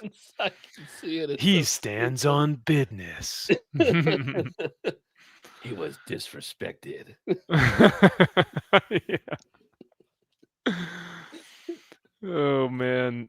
Well, is she Slavic or is she Nordic? Yeah. Oh fuck, dude, this writes itself. It's perfect. So this was the actual video that you sent, right? I think. Maybe. I don't know. Okay. It's Gothix here, and I'm excited to officially announce. Which, by the way, this is like one of the first videos I've actually seen her doing the like PR marketing work. Wow. For first, but I don't know. I mean, it works. Announce our first ever Ripafest. Ripafest is a community initiative. Hey, we were at this convention, or no? Was it this one? No. Yeah. Maybe Oh, I think this was yeah. Dallas. I think you're right. I think it was Dallas. I don't know. Celebrating fan talent across art, music, and content creation within the Ripaverse. It runs from October 22nd through December 6th, 2025. This is your chance to show off your skills, get recognized by the Ripaverse team, and even win some cash prizes or store credit. Here's how it works. We have 3 main categories. Art. I love the image for content creation. Angry black man yelling, "It's a hell yeah, man!" Fuck them whole ass road. Fuck them whole ass road. Yeah. Gosh dang. Art contest, content creation, or music. So content creation really could be like I could submit a short film, right? Or do they want me just sitting in front of a microphone? No, that's what I think. The content creation has to be you discussing the film or the comics. Ripaverse, yeah. Hmm. Like doing a character analysis or what's your favorite character or here's a recap or Okay, that was my thought process, but yeah. Yeah, I think that based on the rules, that's what it was. Literally it's like free advertising. Yep. Yeah, that's actually brilliant. You know, I think that's what they're thinking they're gonna get. But we've seen the people that show up to these meetups and to these conventions. Kilty McKilterson, like the best. Shit. Into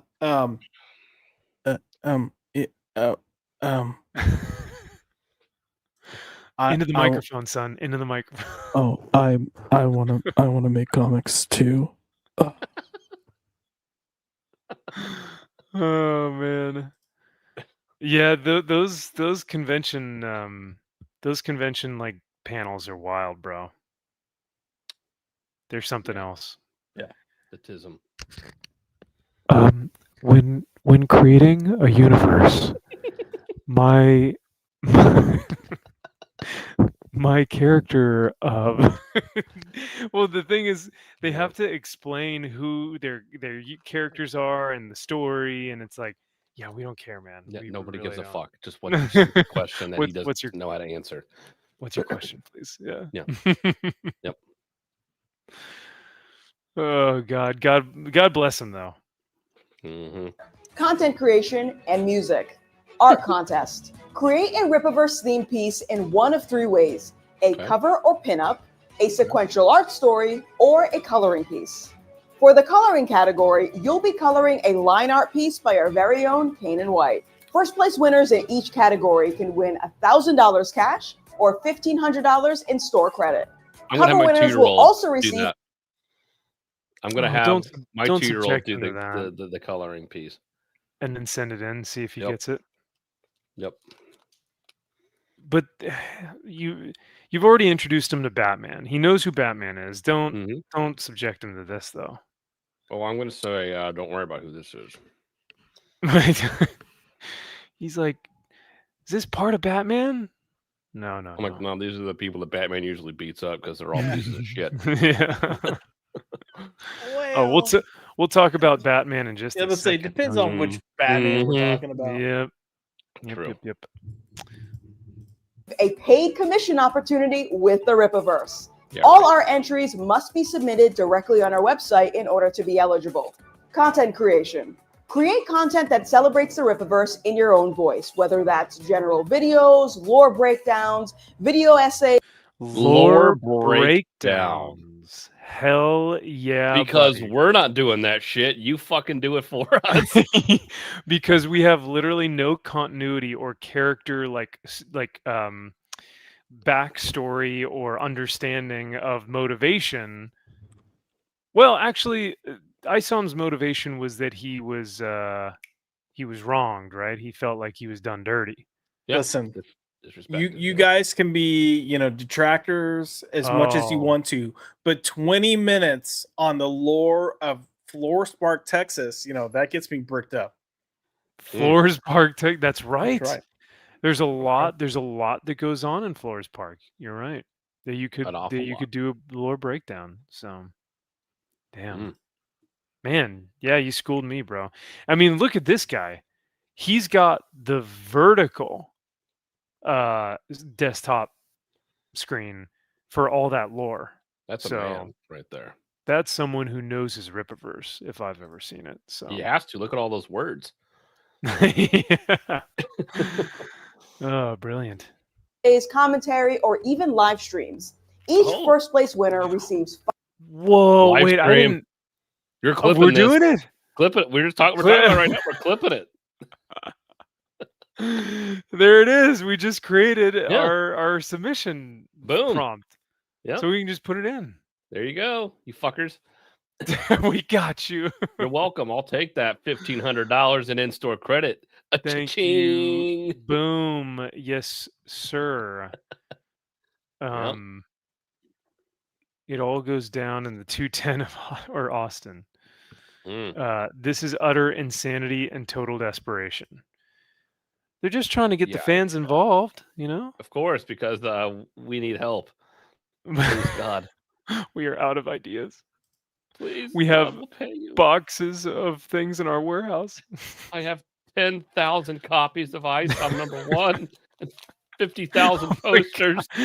Could you imagine of like ISOM 1? Like it's still like they still haven't gotten rid of all their ISOM 1s. There's no way. I guarantee you, he has just rows and rows of that fucking book, and it's not a floppy book that you can put a bunch in a long box. Like no, it's a square bound. It's like a graphic novel, So, yep. Whew. Yeah. Salty says, 10K action figures, bro. Those are some big boxes. EVS doesn't. How many Cyberfrog action figures does EVS have? Maybe he's done 10,000, but like I don't know, man. That seems like excessive.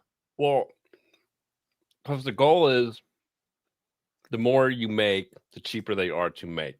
But what EVS did, that, which is the correct way to do it, is you make different versions of the same action figure. Ah, okay. Print and you can still buy them in bulk. Yeah. Yeah. But some have blood, some have red blood, some have green blood, some have a different face. It's like you do those things to make it different. Eric just did one fucking stupid ass action figure. That doesn't really even kind of look like no, because their lore doesn't even have what ISOM actually looks like. No one knows what ISOM looks like. Because no one actually has an idea of like. Well, they were going off of the sketch that Carlos did for him in that in that book that I bought for $75 or whatever. Who would have done that? Definitely not me. Dude, you should do a video about how that was the dumbest mistake you've ever made in your life. That would be Buying that. funny, and then send it in. Yeah. Like the thumbnail would be like my face going like this, and Mhm. it's like, I lost over $100 Mm-hmm. on this comic. That's how I Mhm. get them. But the comic is like a question mark, so you can't Yeah. see it. Or how you can track every bad thing that's happened in your life or anything tangentially revolving around you all the way back to the moment you received your concept art book from Eric July. So you start off with these things that have happened in your life, like Oh my started God. out here, ended up here, this happened, now this happened. All of this was because of one thing. Boom. Wow. Concept art book. I ordered this book on this date. It arrived here. Since then, my life has been just a complete fucking disaster. So it would be essentially the limestone in your comic series. See? Now you're thinking. Now you're talking. Uh-huh. It would be the thing that set off all these unfortunate events. That's the catalyst. So This- that's yeah. like that monkey's paw. It's like the thing you have now, the albatross around your neck. You got to wear it like a chain in the video. This This the is my albatross curse. got to get This is off of my neck. Yeah. Oh my lord! It's my Sonichu medallion that has cursed my life. Yep. Oh man. Yeah, it looks like Salty said EJ did one figure, no playability or accessories, just different hands and head. Yeah. See? Interesting. Stupid. Well, yeah, I mean, because you could, man, I would really have to like script that out. But upon buying the book, you could say that it degraded my mental state, and so I needed to go to therapy afterwards. And then from there, therapy got me to maybe take like medication, and the medication made me like not I don't know, like I wouldn't do well in my job, and so then my Right. job Started suffered. getting lazy, started getting sleepy and drowsy. People were saying, why aren't you doing this? You lost all your enthusiasm for the industry and anything else you had fun in your life. It's all fucking gone now. We've lost like 10 clients since this thing, and you're not doing what you're asleep at your desk half the time. And I just kept and you would think thinking, it would be a black hole, but ironically, it's a white covered concept art book. It is not a black hole. I And just then you keep should thinking, do like cut montages of you like trying to bury the book and it keeps coming back, or you'll set something on fire and it's still there. Like you can't get rid of it. yeah, it's a horror film. It really is just like a horror movie. Yeah. Yeah. Okay. All right. I think they'd appreciate it. They might find it funny. Like I think if we know anything, he has a sense of humor about himself. Do you think so?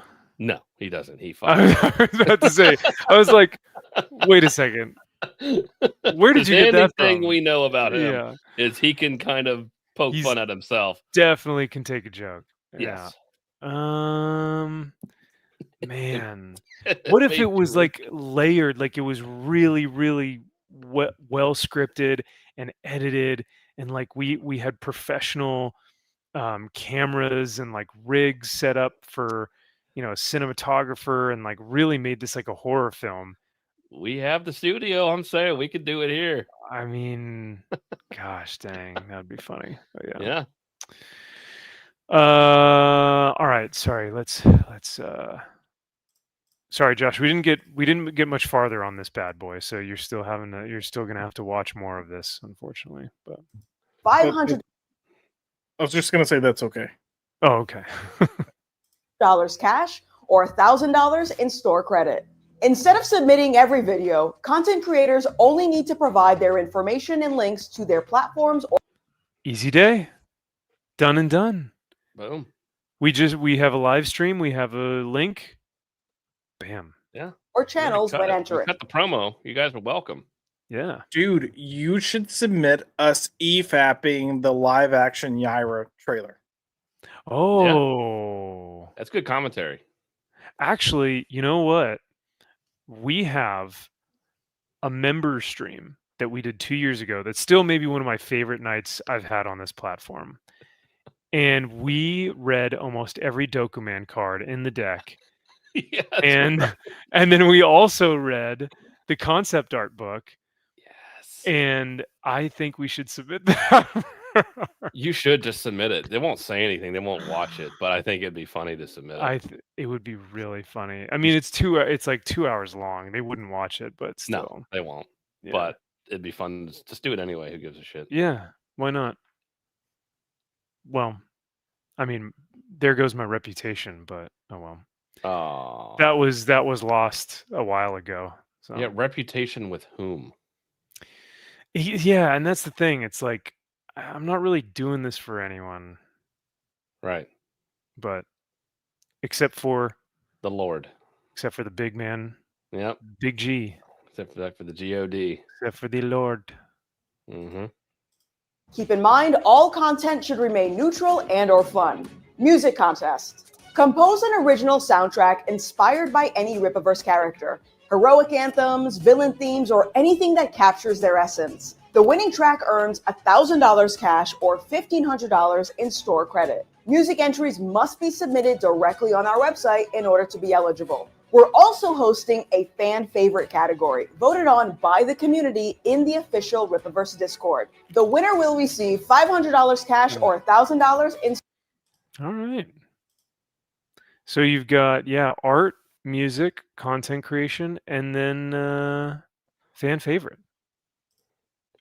That's it. And it We'll could give be you any $500 one of bucks them. now. Fuck off. We own your content. And then once they've paid for it, it is now theirs. Yep. So, but I wanted to make my own comic. Well, yeah, it's ours now. So sorry. We could like royally screw them over though. How so? Like we could potentially take like a song from another country that there's no way they're gonna know about. Ooh. Submit it, let them be like, oh yeah, this is ours. They try to go use it, and then copyright. Oh.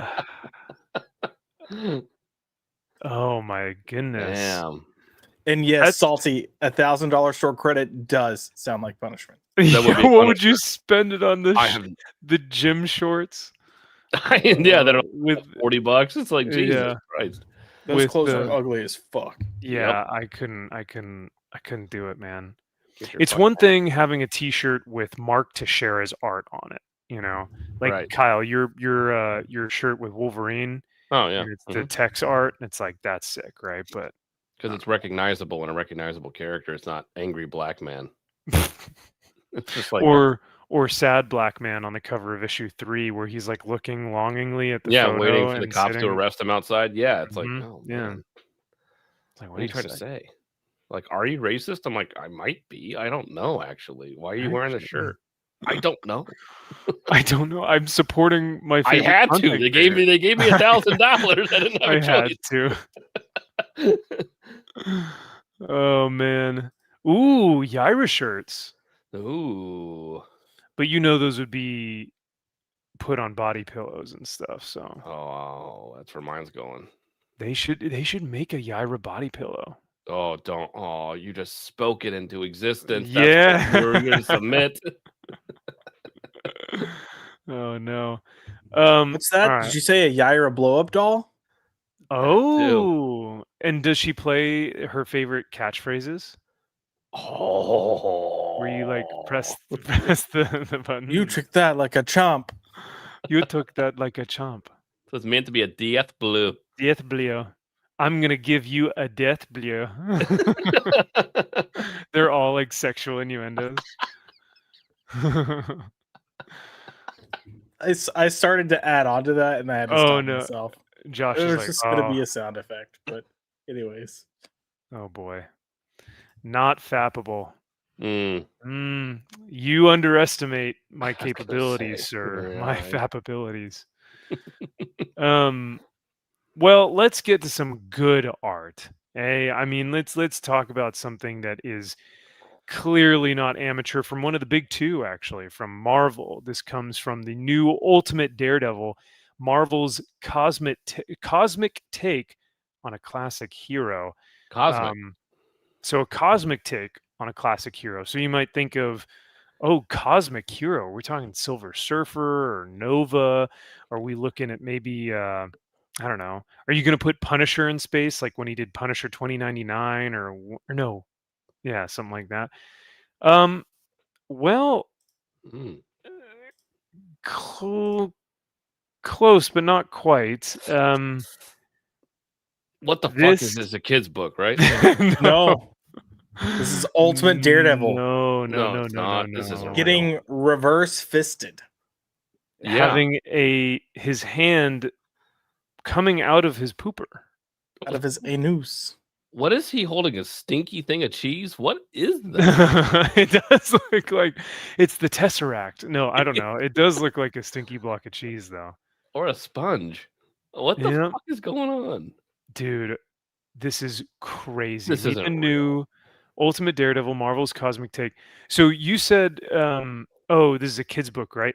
This would be insulting to a kid's book. I wouldn't even give this Yeah. to my kid. No, agreed 100%. But I'm trying to help it.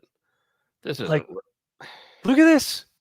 That This that's is quote unquote like concept art. concept art. Yeah, this was given to Carlos or whatever his name was. Yeah. Oh boy. my god. That's like, this is what I doodle on a napkin, dude. What is that symbol on? Are those two bowls? What is that? It's a DD, but they're. I have no idea. What? Actually, he's got one on his belt It's buckle. pointing to his dick. Like DDs, it's literally yeah. like an arrow down to his dick. The triple D. Yeah. That's what you're getting, Kyle. The triple All D right, from the triple Daredevil. D. Yeah, It this is is not diners, embarrassing, dude. drive-ins, and dives. I don't know. No, what this is. yeah. His foot also looks backwards there. Here? It looks like his foot's painted the other way. All this It dark does. shadow Yeah. on there. Like, what are you doing? Bro, Why are his boots so big? he grabs the panel border to kick this guy in the face, or this chick in the Bless face. America. Isn't that innovative, guys? And why does this panel border go? It's a J for juice. Jackass. For It is a Jews. jackass. Well, yeah, that too. What is this? Yeah, man. This is someone who is like trying to reach levels of artistic douchebaggery that I have not seen in a while. Not since The Martian Manhunter Absolute book Martian that you loved? Manhunter, yeah. Yeah, you love that. That was one of your favorites. That was the most artistic douchebaggery I've may possibly have ever seen in my life. But Maybe. this, I feel like this is making fun of somebody with Down syndrome almost. That's drawing. It's like are you literally retarded? Like, are they hiring special needs people? And there's like, you can't make fun of this anymore because they are literally special needs. I mean, if this person does have a disability and they're illustrating this, I apologize, and I don't, did not, but I at least did not it would realize justify that. it. But at least it would, like you said, it would be like, oh, now this makes sense. Right. Well, like, I have never seen art like this in a Marvel comic before. No, this is impossible. Like, this easily will never be a thing. Yeah. No way this is real. Oh, it's real, and it's fabulous. When does this come out? That's a good question. What's going on, MG? Great to see you, by the way, brother. Let's take a look. Here's the cover, though. Cover Oh looks my good. god, it's just as bad. He's got a mullet, though. That's cool. I People love mullets.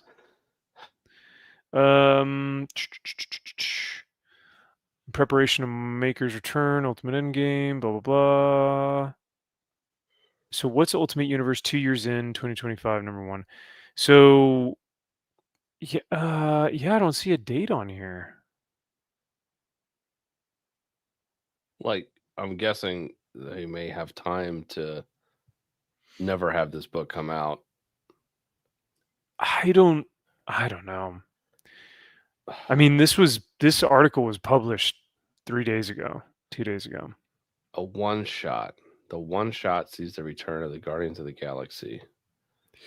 Oh, hey, the issue is written by Denny's Camp, our Oh, favorite. yeah, it's gonna be good. So split between 5 different artists. Oof. And So this this is one of them, I dipshit guess. is only doing a couple pages. I just couldn't imagine this is your promo page, right? Right. They know they're doing this on purpose to just fuck with Get- people and to get people to hate it, and rightfully so. I guess, man. I have no idea. Oh But- my god. But hey, the nice thing is that you guys will be able to read this at Comics Elite, and I will give it an honest Oof. and fair and balanced review as always, but As fuck you this always piece of do. shit. But yeah, I will Yeah. make sure. But even if the story was good, I can't overlook this art. If this is real, no. If this, if this is real.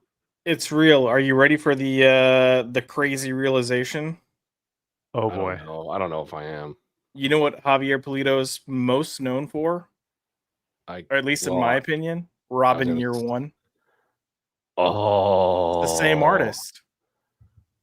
Same artist. Except this was actually good. So it makes me wonder if this is like a JR type thing. Oh, So damn. that same Javier Polito, there he is. Yeah. Did Damn. he like divulge into levels of like? I mean, I could. Did he go blind or something? Like what I happened? don't know. I was about to His say, hand like, break. Like now he has to use his opposite hand. opposite. Yeah. I mean, yeah. This is what $8 a page gets you, though. So, Oh my god. this is high security psych ward scrawling. Yeah. Yeah. This looks like somebody trying to give a tribute to Frank Miller if he only had 2 fingers and no eyes. Yes. I'm digging the moon boots though. 1980s moon boots. Yeah, the massive boots he's wearing and can't fit into. Yeah. Yeah, that's Moon great for boots. somebody who's agile and flipping Well, around everywhere. Yeah, seriously, right? From Salty, it looks like he was able to do some research. Thank you, sir. He says goes on sale Wednesday, December 3rd. So we still got another month before this bad boy. Hopefully I'll be out sick then. And you can tell Sean. You know what, Sean? You do it this week. I can't do this. yep. So there you go. That's gosh. That's Daredevil. Ultimates of the Ultimate line for Daredevil. Oh, and Javier did a cover for another Denise Camp great book, the greatest book Oh, of all Issue time. number 5. Issue number 5. of Assorted Crisis Events. Yeah. Yes. the greatest. There was the greatest comic book issue. I never say it. Assorted People tell Crisis me all the time. People tell me. You know, issue 2 was a little bit. It was a little on the nose. Yeah, issue 2 is still by far one of the worst things I've ever read in my life. That series is 'Cause- one of the worst things that's ever existed. Yeah, no, you're not wrong. I mean, that immigration allegory was brutal. So Yeah, it's fucking stupid. But no, yeah, the greatest thing to ever happen in comic books. Apparently, yeah, no, yeah. I Yeah. remember when we went over Rock and Robbie, he said it like changed his whole life. Like he had a spiritual awakening or something by reading that book. As So- in, oh shit, I ordered a bunch of these for the comic book shop that I have. And now I need to get rid of them. So I must say, this is the greatest comic book that's ever been out. Please, for the love of fuck, buy them from me. But then they ran with it, bro, because then when you looked at League of Comic Geeks, it had like a 4.8 out of 5 stars or something crazy. Of course, and every other dipshit he fucking has on his dumbass shows all say, "Oh, it's really good. It is great. I really like it too." It's like, I don't get it. Yeah. sure. I have gotten to a point now where I am full. So, and here's my thesis, but I still haven't actually worked it out yet. I was thinking about it earlier today, but This is the first time I'm vocalizing it, so you guys can pitch in and let me know if this sounds fair. I think at this point in time, we have seen so many people leave comics that the only people left in comics that are like actively reading are people who agree with Absolute Batman choking out the ice / police thing from Daniel Warren Johnson. I mean, mostly, yeah, because even look at X-Men. Look at what we've been getting from X-Men from the Krakoa era. Like, nobody knows what a hero is anymore. No. But, like, remember, I don't know, 2016-ish, right? You had Richard C. Meyer. You even had Gary from Nerdrotic, like, doing comic book videos. But I think there is just zero hype behind comics. There's, like, zero talk behind comics. And so, like, even when this Batman, like, Josh, you sent me that Batman picture from DWJ, and I was like, oh my God, the internet is going to blow up. And then crickets and applause. That's the only thing I saw. I didn't see people condemning it. I didn't see people making videos about it. I didn't see people going like, this is disgusting. I'm never like supporting DC again. Like, I saw people that were like, so metal. I love this. This is the best thing ever. Like, Batman is so, I love it. Like, Daniel Warren Johnson's the most metal creator ever. And I saw nothing else. So I'm kind of like, man, Marvel and DC have gotten exactly what they wanted. They've gotten their final audience. They've reached their peak. Oh. Yeah. Oh no. Oh. There it is. Oh my God. It's real. Absolute Batman fights white supremacists. Them white supremacists. Boy, I tell you what. I tell you what, if you don't like it, you can get out. You can get out. Get that city boy out of here. So I guess we'll talk about it now. We read, or at least I was able to watch your video, Kyle, but we've read Absolute Batman Annual #1. Yeah. And I don't know how you guys feel, but it read like a weird manifesto of a leftist liberal who has a fetish kink for like violently brutalizing white men. Yeah, which is kind of like, the par of the course for liberal TDS fetish people. It was weird, dude. It like, I wasn't even mad. I was just like, this is creepy, and I think we should check his hard drive because it's like, it was weird. It's definitely weird. The interesting thing is, and this is where they're gonna try to be like, oh, if you complain about this book, then clearly you are, white supremacist. You clearly are, because he goes so far to be so on the nose. And Kyle, you mentioned like, oh, so many chuds are gonna like jizz to this. Mm-hmm. There's a page where one of the white nationalist characters is doing this symbol and screaming "white pow," and then it turned the page, and then Batman's breaking his arm. Yeah. And it's a double splash, like it takes up the entire 2 pages. Yeah. Right. So you're kind of like, okay, yeah, like people like that are pieces of shit, and okay. But the problem is pretty much the entirety of the rest of the book, the way these characters are portrayed are police officers, Southerners. And it's literally grouping those categories to go, yeah, these are these people. And it's like, fuck you, dude. And that's the thing. It's like that's what they always they go so far to the extreme to where they have a defensive mechanism built in to where they say, well, you're not a white supremacist, right? So why are you mad at the book, right? Like you're not one of these guys, right? So why are you mad? But we know that they equate normal, average conservatives as white supremacists. Like we've heard it time and time and time and time and time again. Yeah. Every blue collar worker, yes, is a white supremacist, right? So when they say, "Why are you so upset?" Are you a Nazi? Like, do you support? It sounds like you're getting really upset about this. It's like, well, because we know what you think about it. We know how you think about us. So much so that you killed like one of our best speakers for it. Yeah. You know? Yeah. Well, and Daniel Warren Johnson in this book is Thomas Wayne. Yeah.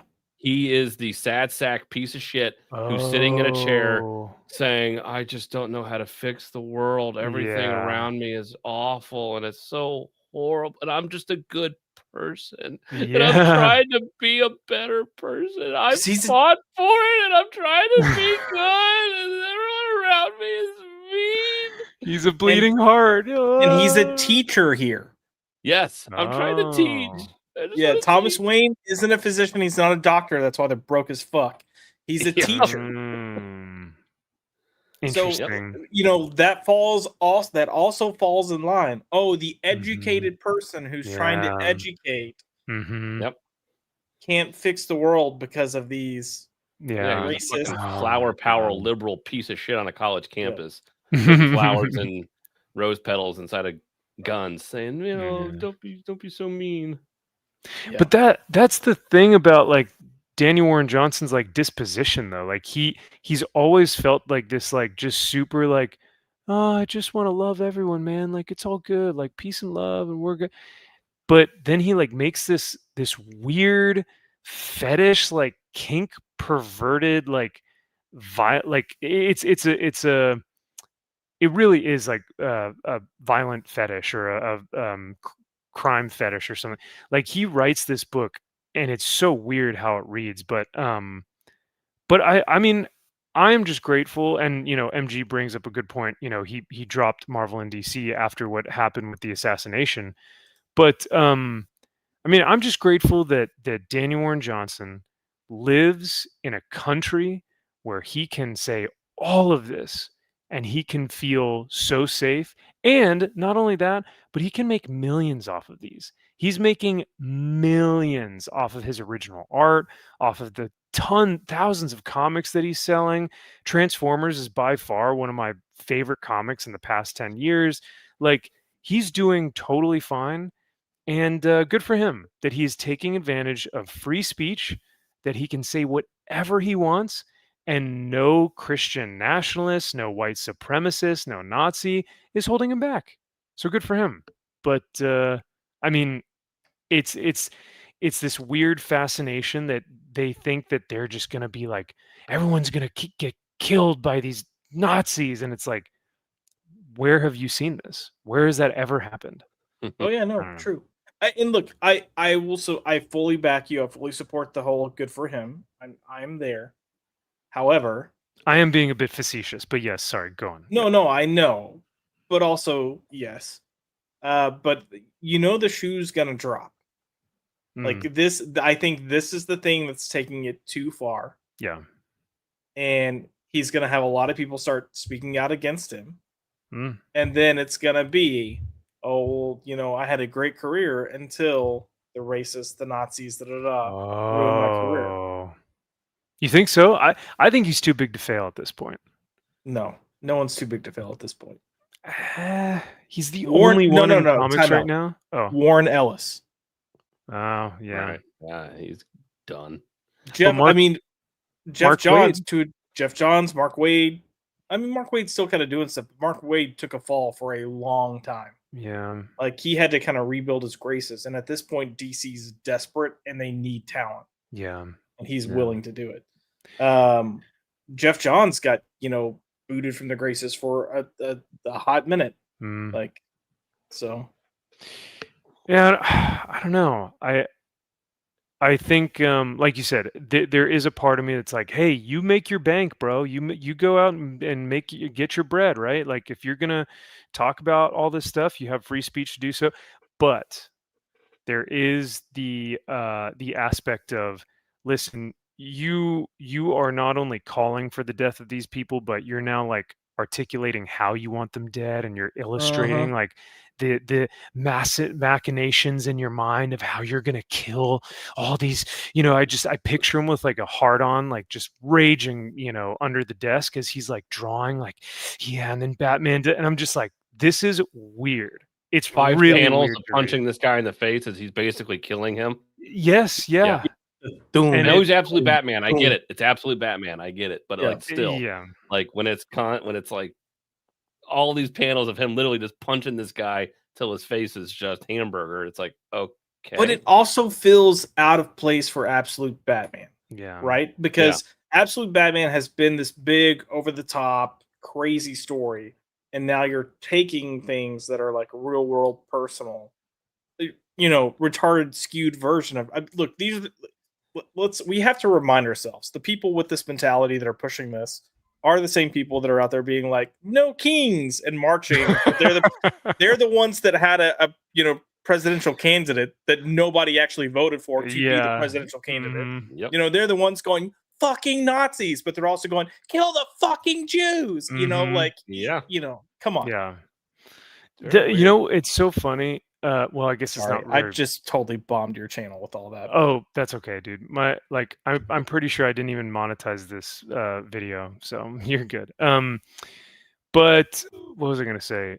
Oh, yeah, it's not necessarily funny, but I do think it's interesting that like all these different protests, there's a semblance of me that I go, okay, if I'm a bleeding heart liberal and I am thinking about like people first or trying to take care of people, and all I've been listening to is like Hassan Piker or CNN or something, okay, I get it. Maybe I see this protest and I go, you know what, this was wrong that this happened to this person. I want to go out and protest. But the no kings thing, I don't get it. I can't. It does not make sense. It is so far fetched and such an odd concept. I'm just like, I don't get it. But It's very well. weird. And It is also weird. in this, I noticed when you see the Bat bulldozer in this, there's a Caterpillar dump truck. logo. There's a Caterpillar logo on that. I'm like, that's very weirdly placed in this book, and I'm like, that's interesting. It is. It's blatantly obvious. Like it's Yeah. It is right there. I'm like, I was thinking about I'm like, that's an actual name brand of something in there. I'm like, in this book, I'm like, that's pretty ballsy. I was gonna say, what do you think that is? I don't know. I'm like, did they get permission first? And Caterpillar's like, okay. Did they not even bother? They're like, don't worry about it. Nobody cares. I don't know. It's very weird. Someone send it to Caterpillar. I'm half tempted to take a picture of it and be like, did you guys know this was in here? Because do you know what Batman does in this book? And I'm maybe pretty they'd be sure like, oh, we love it. Fucking hate Nazis. Well, I was gonna say, I'm pretty sure the people who operate Caterpillars are gonna hate this book. Yeah. Well, because they're basically all of you guys are All Nazis, by the way. Yes, yeah. Everyone who builds our infrastructure, works all of our fields and our land. Like, hey, man, I build your infrastructure, man. Well, what do you mean, man? I built that shit. Well, apparently, according to what's her name, Ozzy Osbourne's like wife or daughter. No, they're cleaning your toilet, bro. They ain't on the. No, I don't mean it like that. I don't mean it like that. And I love how all the women turned on her. They're like, "Oh no, you can't say that, no, honey. No. Ooh, no, we don't associate." By the way, Donald Trump, if you get rid of all the Mexicans, who's going to clean your golden toilet? Who's gonna clean your golden like, toilet? hey, whoa. And they're like, "Whoa, oh, I didn't say that. Hey. Oh, Easy. Yeah, Salty says Josh is on the warpath. No, yeah. Well, this comes at a time after we've seen not a political candidate, but a political influencer, I guess, if you want to say, a commentator who wanted to do nothing but shake hands and have conversations. We saw that people killed him, and not just murdered him, but they assassinated him in front of people, like in front of everyone, in a public forum, right? So after that, we get the Gretchen Felker Martin horrid demonic thing, whatever that thing was, right? And DC canceled her book. and everyone's like, bravo, you shouldn't have, I'm glad that the book is gone, and bro, you shouldn't have hired her in the first place. Yeah. Excuse me, shouldn't have hired this man in the first place. It's a This whale. psychopath. Will, is that his name? No, whale. Oh, Whale. He is a whale. yeah. Oh, yeah. Yes. Human So being. yeah. So I don't really give any claps to DC at all, but the fact that they would like fire this dude, but then also be like, oh no, but Absolute Batman is going to be done by DWJ, and it's going to be a bunch of killing of white supremacists or whatever. It's like they don't care at all, man. They are just, they think that they're too big to fail, but I don't know. So I was going to bring this up, but Jared's comment, apparently Gretchen was going off on DC saying the plan was for Jason to kill the president. Yes, that was in the final issue. Yep. The entire issue was going to be Jason assembling a rifle with, and this is Gretchen's own words. This Gretchen is saying this is what's going to happen. Jason's assembling a rifle, and the only dialogue in the book is a right-wing, I can't remember, propaganda speech that is uncut, playing throughout the book. The president gets shot and assassinated. It's 3 pages of silence with Jason trying to escape, and then getting caught, and then shooting himself to kill himself, and then Batman praising the death of these people, which would never happen. No. So now there are 2 ways that I read that when I read the tweets that you sent, Josh. One was this guy trolling hard and just trying to get a reaction out of people. Another was like, this was actually a story beat and they were actually going to go through this. But I honestly, at this point, I don't know which one would be more accurate. So we don't, and we'll never know. No. Yeah. Thankfully. I was about to say, yeah, because God, that would have been horrific. I'm sure we will know. I'm sure Gretchen's going to drop the full like outline. Conversation with DC. Yep. Blatantly said that what was, there was the NDA for like a year or something, because they had. Oh yeah, because that was that part of the I almost said tweet, but the queef, part of the queef from Blue Squad. The queef, yeah. Was queef, like, this wasn't actually fully completed yet, but this was the plan. So I'll tell you this. Yeah. But I can't tell you anything else because I got to wait a year for the NDA to clear. Gosh. What I think is interesting as well, though, is like, people are gonna, there are gonna be some people that, because Kyle, you have a very unique situation where you have already read the book, so you've already seen this prior to anyone else, right? So we kind of know what's coming. Like, we are seeing the tsunami on the horizon. That's like, guys, maybe we should start, like, it's like, once that book drops on Wednesday, like, hey, here's the deal, right? There it is. And I think what people are gonna say is, obviously, like, how despicable it is and how weird it is and how much of a fetish and kink and all this, like, just weird stuff. But at the same time, if this were like Superman murdering, like violently murdering and like dismembering and like ripping parts off of like trans people, I would be just as like weirded out and like, this is like far too violent and abysmal, and just like, why do I want to see Superman doing that, right? Like, so to see Batman doing this to like the other side or the villains or the enemy, I don't know, man. It both make me feel like this isn't what I want to see my heroes do. Well, but it goes back to what I was saying earlier. These writers don't understand what heroes are. Right. Yeah. It's a good point. And then, like, yeah, you can have people like Jason and in the Punisher be anti-heroes, and that's fine. But you got to have it in context of what separates them from our heroes. Some of my when we first started talking comics, and I told you, like, I was a huge fan of the Huntress, and you were like, oh, why do you like the Huntress so much? And I was talking about stories from the 90s where you've got Helena and Bruce and Gordon, and there's this kind of like conversation about what is or isn't appropriate in terms of taking a life. How violent should you be? And I love that. I love that kind of rhetoric of like, okay, we don't kill because we don't want to become them. And then it's like, no. You don't kill, therefore every other death after this is on your hands. Yeah. And you have Gordon, who's kind of in between this conversation. That's like he's like the good guy going, I'm siding with her on this. Mm-hmm. She's right. As a police, this is kind of how we want to put people in prison to reform, but the death penalty exists for a reason. Like there's a point where we say, and look at today, look at how many people are getting murdered right now by people that are committing violent crimes 12, 13, 14, 19 times, and then getting right back out and killing someone. Yep.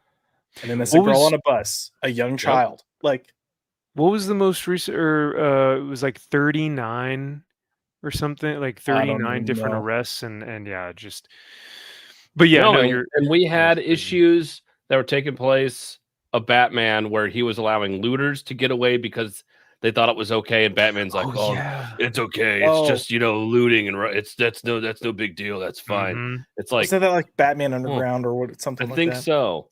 And then we had Batman Dark Age by Mark Russell, that fucking piece of shit, and where he's letting Penguin go like, all right, I'll let you go this time, but don't ever do anything bad again. You understand me? And he goes, it's like, what the fuck? Like, what are we talking about? This wasn't even at times when we had all the riots during the Summer of Love and all of the Antifa bullshit. It's like, it would be the same thing if Batman was going around killing all these Antifa rioters.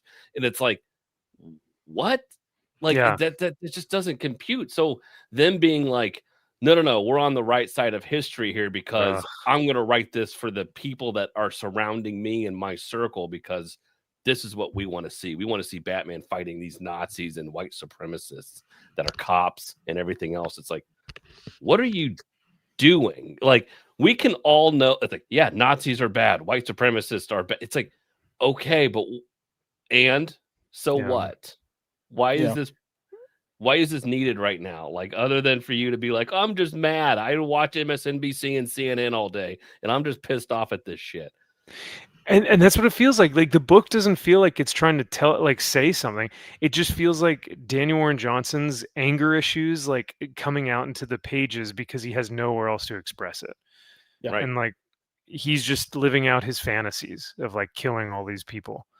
And it's like, bro, that's weird. Like, that's not a good artist or creator. And which is fascinating because you can go from writing something so heartfelt, down to earth and real, and like just like emotional in Transformers, and make me like want to feel for a robot and the relationship between the robot and the humans. But then he goes and writes something like this, and it's like, you have completely gone deranged. Like, this is crazy. So I know that reactionary of like, I hear a certain thing, and because I've been fed either a lie or part of a story or slanted perspective, I'm immediately going from like 2 to 10 of anger. Right. And when I think back to Batman the Cult, when you have a story like that at that time where it's like, yeah, we have a group of people and there's no crime anymore, and they're getting rid of all the homeless people off the streets, so it's supposed to be a good thing, and then Batman slowly finds out it's like, no, they're a bunch of psychopaths that are doing this. It's like, there's something in there where it's like, okay, you want to play with this. It's like, you may not like ICE and the tactics in which they're doing it, but what they're doing is good. But you may not like the methods in which they're doing it. It's like, okay, let's explore that. That can be an interesting story to tell. It's not correct. Fuck all of these people that are all wrong. I'm right. It's like, that's not story. That's very just low hanging fruit. Like, really get into this and really like, let's develop a story here. Well, and that's like, I've had conversations with people here. There are certain, clearly I live in Texas, but there are some friends that I have that do lean more liberal, and then we'll have conversations and they're like, are you okay with this? And I'm like, okay, but what are you asking if I'm okay with? Are you saying, am I okay with this in the respect that I don't have sympathy that families, things are happening to families? And there's a scope of what that looks like. Yeah, like, I feel bad if a young girl is not going to see her dad for years. At the same time, like, you've got ABC trying to push this sob story of like, oh, this man that's been in America for 30 years and is married and has worked a job and paid his taxes and done all this is being forced to leave. No, he's choosing to leave. But he chose to come here illegally. And in the 30 years that he was here, he got married, had kids, and didn't even try to get his citizenship. Like, no offense, that's stupid on you, man. Like, to me, that says you don't value your family. Right. Because you know there's going to be risk. And everyone wants to say, like, oh, Trump. Like, even to this point, Obama had higher numbers of deportations than what we're seeing now. Yep. So, it's kind of like, sucks to suck. That's kind of what it's like. And I'm like, I don't fuck your kids that were born here at the same time. I don't give a shit. Like, it's like, I think that's horse shit. It's like, okay. All I'm saying is I can understand that it is sad. Right. Yes. I get that. I'm not saying like, fuck that little girl, I mean, at the end of the day, yeah, go fuck yourself. But it does suck. But Kyle's like, you're taking my taxes money. Yeah, you're taking my tax money. You're not helping. MG, I don't think it was that high, but it's skewed on how you look at numbers because sometimes they group deportations all together. Sometimes that includes self-deportations, returns, and then what's the other classification where they just kind of get turned away? Like, you come here, you request it, we don't grant it, you go back. So this comment from Salty is pretty interesting. He says, no, they do understand what heroes are, but they want to destroy it. They deliberately do not want the younger modern audience to know the archetype. It's across all entertainment, not just comics. Josh, do you feel like there's a semblance of that as well? I mean, yeah, I definitely think there are some people, but I don't. Yeah, well, it's becoming the growing majority. But I think it's becoming the growing majority because there are so many younger people stepping into careers now or decision-making processes that this is all they know. And I think that's the scary thing. We went through such a strong period of we've got to be PC, we can't do this, we can't do that. And that was unfortunately like the falling point of people. I don't even think it's that people were I don't think we were cowardly. I don't think we didn't speak up or say anything because we were like afraid to. I think it was us going, it's not even fucking worth it right now. And I think looking back, if we could go back and redo the past 10 to 15 years, we would do it probably a little more vocal, if I'm being completely honest. There are things that I probably would have stood up for and said, whatever, if you're going to fucking fire me, I'll go find another job. Well, I am seeing a lot more of that now with Charlie's assassination. Like, I am seeing a lot more people just being openly like, hey, these are my politics, like, deal with it. I'm done. Like, I'm done trying to placate or hide or say that I don't believe in this thing. Like, this is who I am. And like, if you're able to do that, then I should have that same right. There is a point where you just reach, where you, as a society or as an individual, you're going to say enough is enough. And I think a lot of us have reached that point. Charlie for us was that because Charlie was up here representing like, hey, let's have a conversation. And even if you dislike what he said, most of the people that dislike what he said don't even know what he actually said because they're getting like, here's a 30-second soundbite to a 5-minute answer. Yeah. So it's yeah, I don't know. I will say, and Salty, this, once again, this is not fleshed out, but like, this is kind of what I'm thinking in my head. But as I say it, I might be like, well, maybe that's not right. But I think maybe it's something like this, where initially the old guard within Hollywood and the arts and the creative talent did know what heroes were, but they wanted to deconstruct. So you deconstruct or destroy, right? So they tear it all down. You then erase. So you destroy or destruct or deconstruct. Then you erase. So those historical figures, those heroic figures, those things that you loved, those staples of like our stories, you erase them. They no longer exist, or they're no longer heroes, and you forget them. then you replace. And I think we're in that replacement stage where people have forgotten what heroes are because they've destroyed, erased, and now replaced, and are doing it with constructions of heroes that they know nothing about, or don't know what a hero is.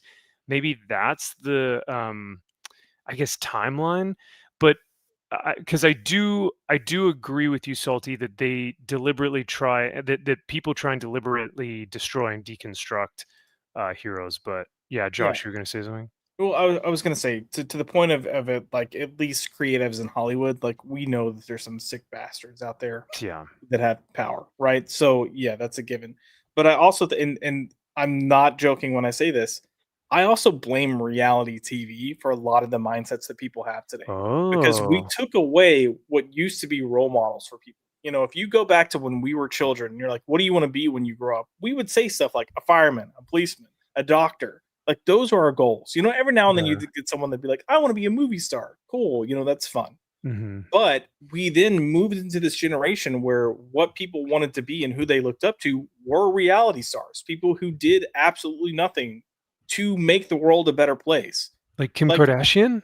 like Kim Kardashian. I can't tell you how many people think because they grew up watching Kardashians, Real Housewives, these crazy ass dating shows that is reality. They think that's how people do and should act. Hmm. And that's psychotic. Yeah. It's weird.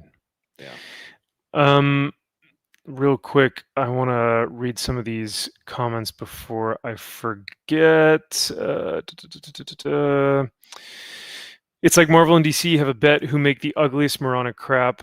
Oh no, that was Ultimate Daredevil. I started making my comic recording videos for me and show there are some comics worth reading, just mostly not big two. I love it. And that's awesome, man, because I think that's where a lot of people are going. Even Kyle, I know your top 10 used to be your lowest viewed, and now it's your most viewed.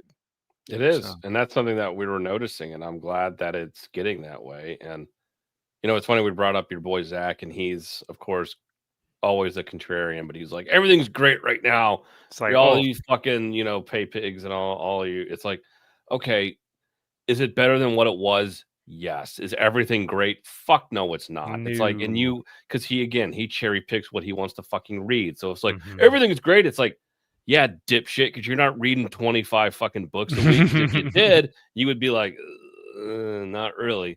It's like, yeah, there's some good stuff coming out from the big two. Absolutely, there always has been Mhm. decent stuff coming out. At least you can probably find one book, but like everything's good. No, that's not right. Everything's all bad. No, that's not right either. Mhm. But yeah, there are. But yes, indies, of course, is where it's at, kind of as it's always been. Yeah. We've had to, MG says, we've had to tolerate, excuse, and put up with too much garbage. Charlie was my line in the sand. I'm not giving these people my money anymore. Yeah, MG, I'm with you. After the Gretchen Felker Martin thing, I'm very happy to say that, like, I don't need to read DC anymore. Like, I'm good. Even with DCKO, like, even if I wanted to read it, I can read it online. Yeah. But like, I don't know. It's not, doesn't interest me. It just, there was something inside of me that, like, it's like I hear a lot of people that do that with Nike when they find out all the, you know, terrible business practices and like living conditions of like the people who make all the Nike stuff. They just go, you know what, I'm good. I don't need to wear Nike anymore. Like, it's, you know, for some people it's an easy decision, and that's kind of how I felt about DC. Now, if they make something good again, maybe I'll be bummed, but like for the most part, after Absolute Batman Annual, like, no, I'm good. I'm yeah, I'm all right. Mm. Oh yeah, sorry, go I ahead. was just gonna say I'll always support certain creators. Like if you get Pete Tomasi in there writing something, I would go buy it. Yeah. Jeremy Adams, I will continue to support because I think he's just a genuinely good guy, Yeah. and he's trying to tell traditional heroic stories. Totally. I think sometimes I think it's good to quote unquote vote with your money, vote with your wallet. But I also think sometimes you need to, as much as we want to say let's not support DC, I think sometimes you need to try to support the things that are good as Yeah. a statement of saying, this is correct. This, get the fuck out of here. Yeah. And I think we're still able to do that, but I mean, like I do that. I think on my pull list right now, I have Rook, I have Conan, I have Savage Sword of Conan, I have Transformers, I have Feral. I think that's it. But like, I can't think of anything else that. Oh, Orphan and the Five Beasts. There it is. Issue 2, Um, baby. Look at that. These were all damaged, of course, but Oh, but at least you have it. oh, these fucking morons put 3 staples in their book. It's like, what are you doing? What? Titan Comics, what are y'all doing? I don't know. I've never seen 3 staples, and unless it was Acetate Gate. But Right? what else? And then, oh yeah, Battle Beast. You know, but those are all like, hey, I will gladly give my money to variant covers and stuff like that to those ones. But, yeah. Ooh, ooh, that's a cool cover, man. I love that. Yeah, the version of this is actually really nice. That's rad. Yeah. I feel like, have you read that issue yet? Not yet. I feel like that's gonna be a batshit crazy issue. I was about to can't say, wait. It's on the top of the stack here. Whew. So This is interesting. MG said I had to drop my favorite book because the artist supported it, and I have OA by him that I'm disgusted by now.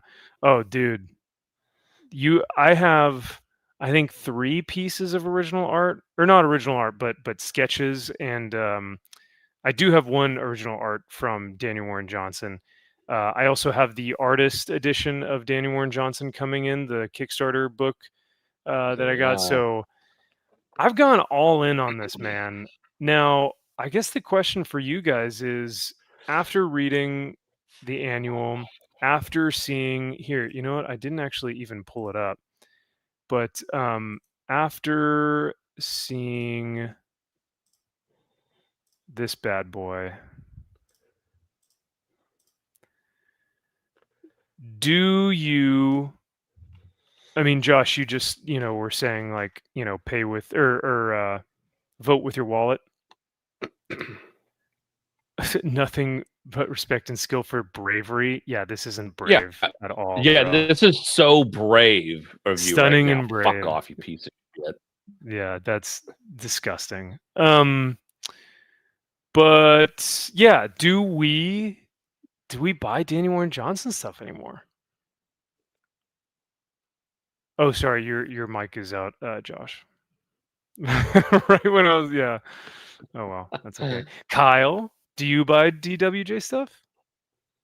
Oh, It's it's a so killer question. God I know. damn it. I'm sorry. So on but- eBay, I bought his ash can for his old man Skywalker. Ooh, He yeah, had that's a his good ash one. can that was only available at cons. Like they're not around. I bought one, and I bought a signed Daredevil: A Cold Day in Hell issue 3 for his cover signed. Oh, that's right. Yeah. And I really want to cancel that order. I really do. After this, Mhm. I'm like, it's still. I was like, but I'm like, do I support the eBay that guy? Do I support that comic book shop or whatever? I'm like, I'm okay with that, but fuck this guy. Like, I just. Mhm.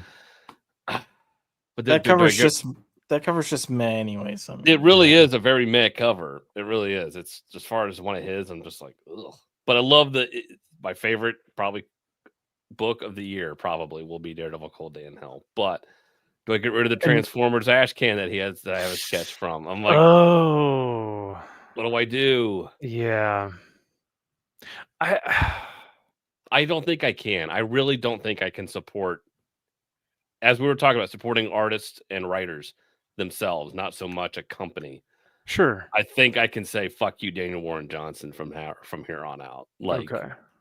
Yeah, I think I mean, look, you also have to look at what is this actually saying and justifying, and this is essentially saying you're justified for killing ICE agents.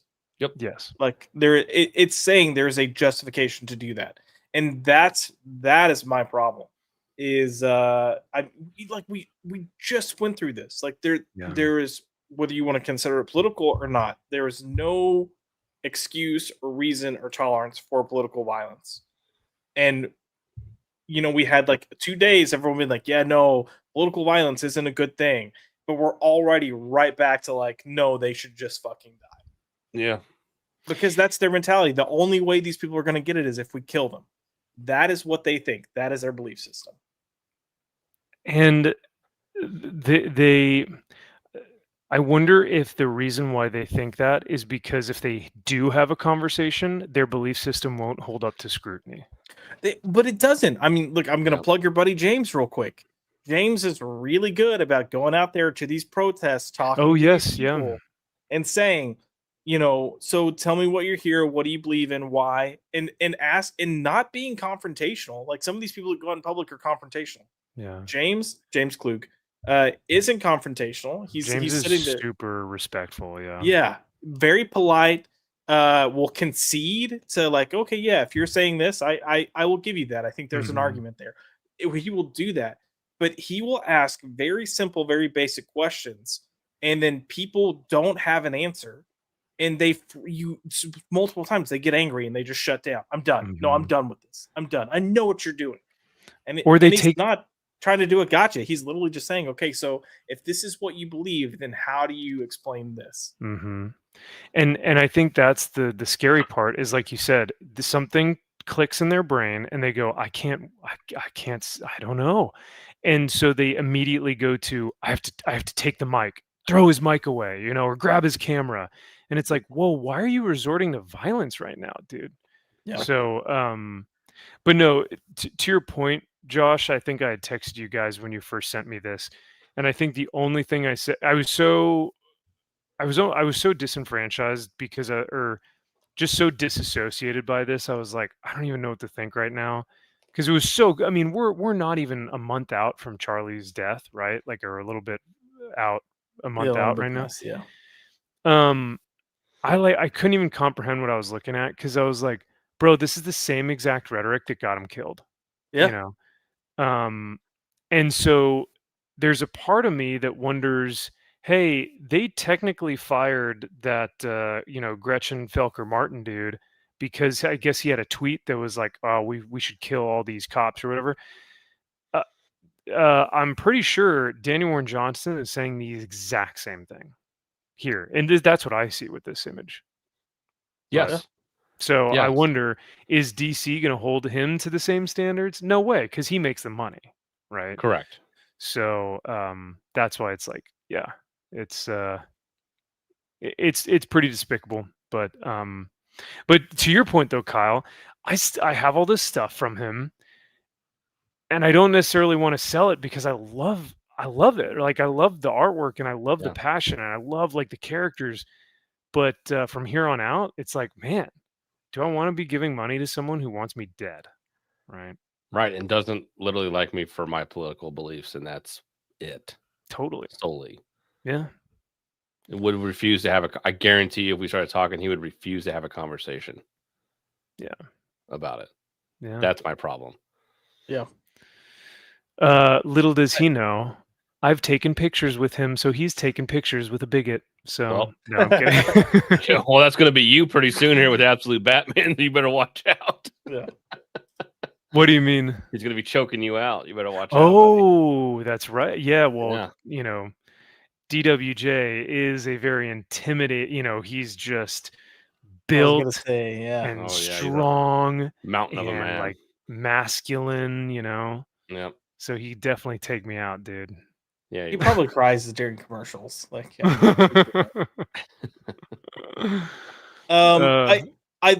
do want to add one other caveat to this too, because I do think there's times where you can look at the creator and go, this person's a total piece of shit, but the product might have value. So, for instance, looking at his Transformers, I think there are good stories and good messaging there. Totally. That, it's like, hey, there is value in this story. However, Daniel Warren Johnson is a piece of shit, fucktard cuck with the vagina. Right. Well, and so does this annual, after this is out, does this affect Absolute Batman going forward?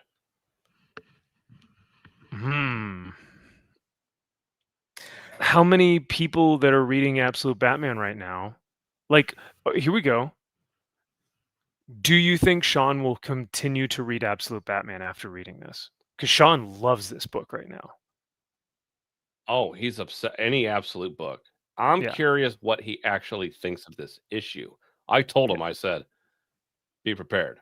Like, we thought it was going to be this, and I'm like, it is that. Like, there is no ifs, ands, or buts about what this fucking book is about. Like, he is not mincing words about anything here. So he was like, oh boy. I was going to don't know say if this. he will hate it. I don't know. The fact that he's more centrist, classical liberal type. I don't know if he will be vehemently against it as much as we are. But I would find it really hard for anyone with any sense of, right or wrong would be like, okay, this is a bit much. It is a bit if you want to do this on your own and have an own like Batman that's not a Batman story you want to tell with this stupid shit, fine. But man, you really want to draw a line in the sand with one of your most popular, if not the most popular thing at DC right now. Yeah. You're putting this crap out now. Yeah, but Scott Snyder is, at least based on appearances, on board with this because he was posting his No Kings pictures, praising this, and well, he is a cuck. So I mean, he really is. I'm glad that your Nick Dragotta page that you got signed, Kyle, was not signed by Scott Snyder and just Nick Dragotta. So it's right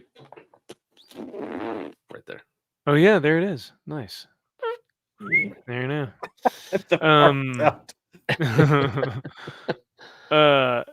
Yeah, no, I don't. I think one of honestly, all this stuff that's like, yes, it's weird, it's violent, it's this weird fetish and this perverted, fantasy, this like, what do you call it? This, we are so oppressed by this like group of people, and so this is my violent fantasy to like get back at all. Yes, it's all of that, but also just like on a basic storytelling level, it's boring. Everyone has heard this for like the past 10 years. We're done. Like it's so just boring and tired, and no one cares. Like I want Batman fighting like I don't know, something cool, one of his cool villains that we haven't seen in a while, but instead he's fighting like the lamest villain ever just because it's like, yeah, no, I get it. Yep. Yeah, he got all those Nazis. Good job, dude. Yeah, like I'm just it's so tired and boring. Yep. So I do wonder if just centrists or classic liberals are going to look at this and be like, man, this is weird, bro. Like, why would you do, like, we're so done. We're past this. Like, we want to see Batman doing some other cool stuff, not this. This is weird. I don't know. So yeah, I don't know if it'll have any effect. I don't think it ultimately probably will. I think it should, but I don't think it will. I think too many people, one, are bought in on Absolute Batman to give it up. And two, I think that the majority of the readership agree with this issue. They are going to love this. They're going to eat it up, slop it up, jerk off to it, and they are going to be happy pigs that are just going to eat the slop. Like they're just going to. Yeah. Like what are the Rockin' Robbies going to say about the book? Ooh, oh my goodness. I want to know his fake bullshit take on this fucking book. If he's going to start skirting the issue, just going, it was okay. It wasn't the best, but it was, I guarantee it'll be some fucking gay ass review. It won't be real. No, that's exactly what he's going to do. Yeah, I read this. It was okay. It was fine. It was fine. I mean, I really like the art. There's some good moments. It's good. Look, it was fine. It was okay. I highly recommend it. Yeah, no, and at the end, it's my pick of the week, though. Yeah. I do. Yeah, I wonder if he is going to say, this one's a little divisive. Like he said that before in books that are like Oh yeah. just bat crazy, right? Where you're like, what? This was super political. He did that for the W. Maxwell Prince Ice Cream Man book, Oh the yes, one he that we did. read, That's right. and he's like, Yeah. not everyone will agree, and it's a little bit spicy or divisive. And I was like, a little, A little. bro. That's all it was. It was literally like that's it. If you were anything right of center, you felt like he was directly like You trying were the to fucking kill villain you. in this book. Those two fucking psychopaths. Can you imagine those two teaming up? W. Maxwell Oh, Prince and Daniel Warren Johnson. Oh, What the God. fuck they would create? Oh my With- lord. With Riley Rossmo.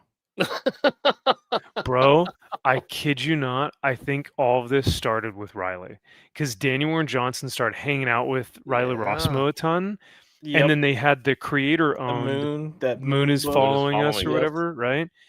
And then we get this, and like they both live in Chicago, so they're hanging out all the time. And I think they've just stayed in their little bubble and just like, oh yeah, all those fucking, and they just like they jerk off to each other, and then we get this, and it's like, Yeah. oh no, dude, oh, so yeah. I just Damn. picture them both furiously like drawing. Oh, yeah, Oh, this yeah. fucking Oh, gay I thought witches you were doing coming. something else, which That too. Well, Also- they use that to draw. it feels better too. when you touch it. Oh, God, yeah. I meant my paper. No Get the homo. pen. The tip of the pen. How did my dick fall out? I don't know. Oh God. Let's Oh, go with it though. no. All right, what Yeah. happens next? You Just have let long it ha- hair. It looks just like let a it woman happen. Behind. Yeah, But to answer sorry. your question, long story short, though, Kyle, I don't know, man. I think sales, if not only do they probably stay the same, they may even go up. Oh, I don't have. God, I hope like. not. I don't see them going up. I hope No. you're wrong on that.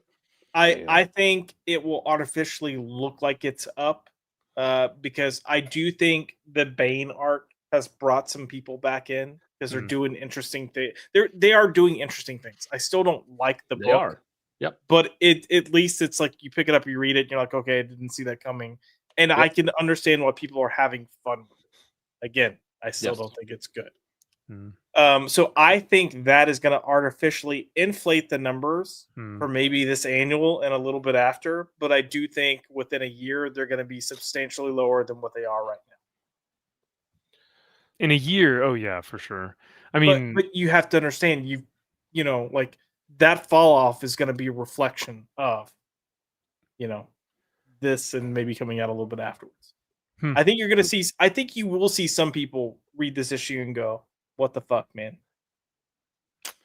Yeah, I mean, But I this don't should think it's be gonna a be, turning point. This book should be a turning point. It should be collectible in the sense that you're going to look back at like, this was the fucking moment that they literally and figuratively drew a line in the goddamn sand and said, yeah. we hate you people. Like, Yeah. we Yep. see you as the fucking villains. You are the devil. Like, Yep. we want you dead.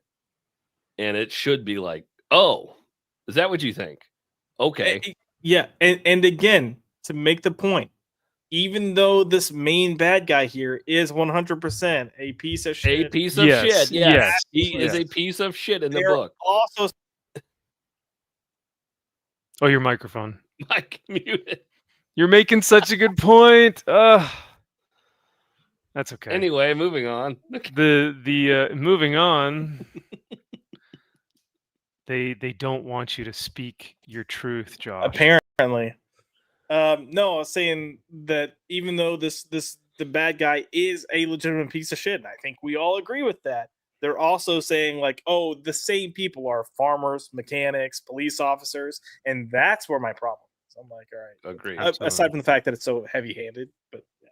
He's Well, that's the literally thing. blowing them up with a flamethrower. He is setting people on fire. Yeah. Straight out of Inglorious Bastards. It's like, okay, Yeah. got it. And it's the fact that we know that the rhetoric for the past 5 to 10 years has been the right are dangerous, that they are Nazis, that they are white supremacists. So when they equate us with that, this is the natural conclusion of that, is that you get art that then portrays that in this way, saying that, oh, well, if you do believe this, then yeah, I do equate you to someone like that. Even though a conservative man who raises a good family, goes to work every day, takes care of his own, doesn't really pay attention to politics, they would equate that dude with this villain in the comic who takes a baseball bat with, razor wire across it into, what was it, a migrant camp, and just starts bashing people's heads in. And I'm like, Yeah, ironically, these migrant pieces of shit are living in some fucking Hooverville. It's like, okay. I'm not going to address that problem, but no, and that's the thing, is like DWJ, like it's a poorly written story, because it's like, oh wait, so you really think that there are actual people out there right now in like today's world that are going into migrant camps and bashing people's skulls in with a baseball bat and razor wire? Like, I don't think so, man. Like, no. Yeah, that's not what's going on at all. No. But go ahead. Let CNN tell you that's exactly what's going on, and you're going to fucking believe it because you're a fucking idiot who can't think for himself. All right. Listen to Riley Rossimo and just let him tell you all the, all what's the really news. going on in the world. Yeah. No, it did happen because Jen Psaki on told me so. Well, if she says she did, that's the truth. It's the gospel truth. And then that's Harry Sisson on the internet told me so. Well, Harry Sisson did get pooped on in an AI video, so everyone must drop what they're doing. Okay. I guess there was like an AI video that Trump had posted on Twitter. Oh yeah. And it's Trump with a crown on, flying a plane and dropping poop on people in the protest. And Harry Sisson was one of them. And he made a video and he was like, Donald Trump, our president, is directly attacking me. Watch this video. And I was just like, bro, it's poop. Like, it's fucking hilarious. So what are we saying really here? Funny. Like, you're fine. Like, you're fine. It's okay. You'll be okay. Salty Traveling Sea for $2. He says, damn it, Josh. Great show, gentlemen. Thanks, man. I appreciate you being here. No, we always love your commentary, and you're always very insightful. So we appreciate it. And yeah, no, Salty, I think you and I have the almost exact same pull list. I would have to look at my actual like Excel file to see what I'm pulling. But yeah, no, I 100% think that we're on board there. But and I also think that MG said in the chat that he is not going to be supporting Daniel Warren Johnson anymore. So I'm not mad at you. I completely understand that. I get it. I don't plan on. Well, you mentioned the moon is following us earlier, and I remember when that was coming out, thinking, "Oh God, I feel like this is, the tipping point. This is where we see it going. This is the and seeing this makes me think that we're only going to get more of this in the near future. But how wild is it that he feels now so emboldened to do this? Correct. Like, why now? Why is it? Yeah. Let's look at other creators that kind of reached a peak and then decided to like completely lose their shit. Tom King is one of them. Yeah. Like God, the moment he stepped on Batman and became like the writer for DC, he fucked up his career. Yeah. As he just keeps doing shit. I mean, Donny Cates, slightly different story, but look at Donny Cates. Like, these people, okay, first of all, it's the comic book industry. So if you think you're a celebrity because you're at the top of the comic book industry, it's like, hey, I had a solid turd instead of like, projectile diarrhea. Right. That's where you are in the actual totem pole of life. Right.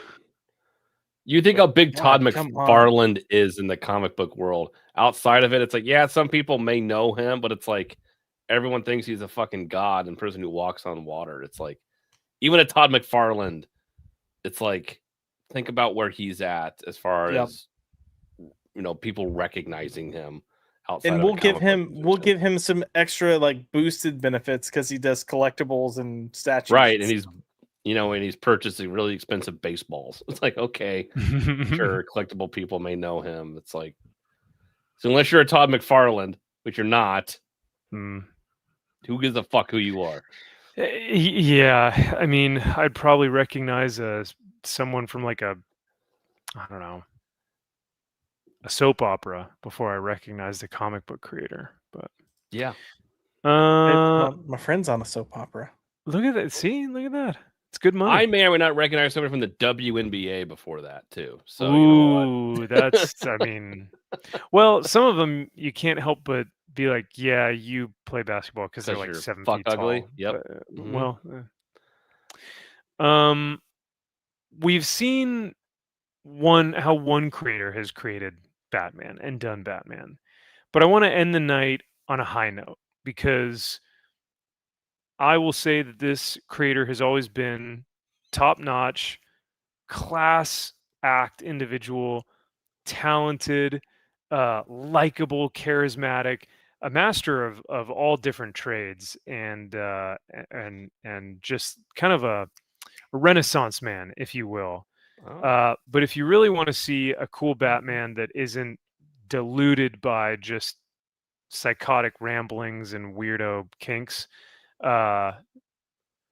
here is the art of Shane Connery Volk as he does Batman. Do we have sound? Are we gonna get sound? Here we go. Here's sound. Tools, so I'll give you a little rundown on this Batman sketch. These are really all the tools I use. Sometimes I use a brush, but I'll give you a list in the description and you can do your own deep dive. Typically, I start with the thin lines to define my pencils. Then I start to spot the blacks with the Sharpie and especially the parallel pen. As you can see, it makes beautiful thick lines, thin lines, just does crazy stuff. You get a lot of great happy accidents. Once I've got most of the blacks spotted, then I'll hit it with some spatter and let that dry. This is a technique I learned from Jason Sean Alexander. You should definitely check out his videos on YouTube. Now I'm using whiteout to pull out the highlights and build texture. Then I'll just go back and forth with the parallel pen, the G-Tech. I keep adding and subtracting until I'm happy with the highlights and the shadows. And the whole time I'm keeping in mind how it's going to look on a comic page. So once it's scanned in and hit with the high contrast, I'm hoping I end up with something cool. Mwah. Perfecto. A true master. He is a master. God. Yeah, it looks cool, man. I like it a lot. When he did the veins in his neck, I was like, ooh, all right, now we're talking. He's a bad motherfucker. Yeah. And his shoulders and chest are just so that's something that Shane does really well, is like all his characters have these upper torsos that are just like cartoonishly like Sam Keith like Yes. size, like it's so rad. For a comic book, a fun, scary fucking Batman, you need to get Shane Connery Volk on a Detective Comics story. That would be so cool. Just dark, like super gnarly, grizzled, like Yeah. and have him doing just detective work and just like have him looming over, a crime scene. Yeah. He needs Shane's to be fucking work for that. stalking something. He needs to be stalking somebody like, I'm gonna fucking find this fucker, and it's some other giant ass fucking thing that he's got to fight, Clayface or something, just massive.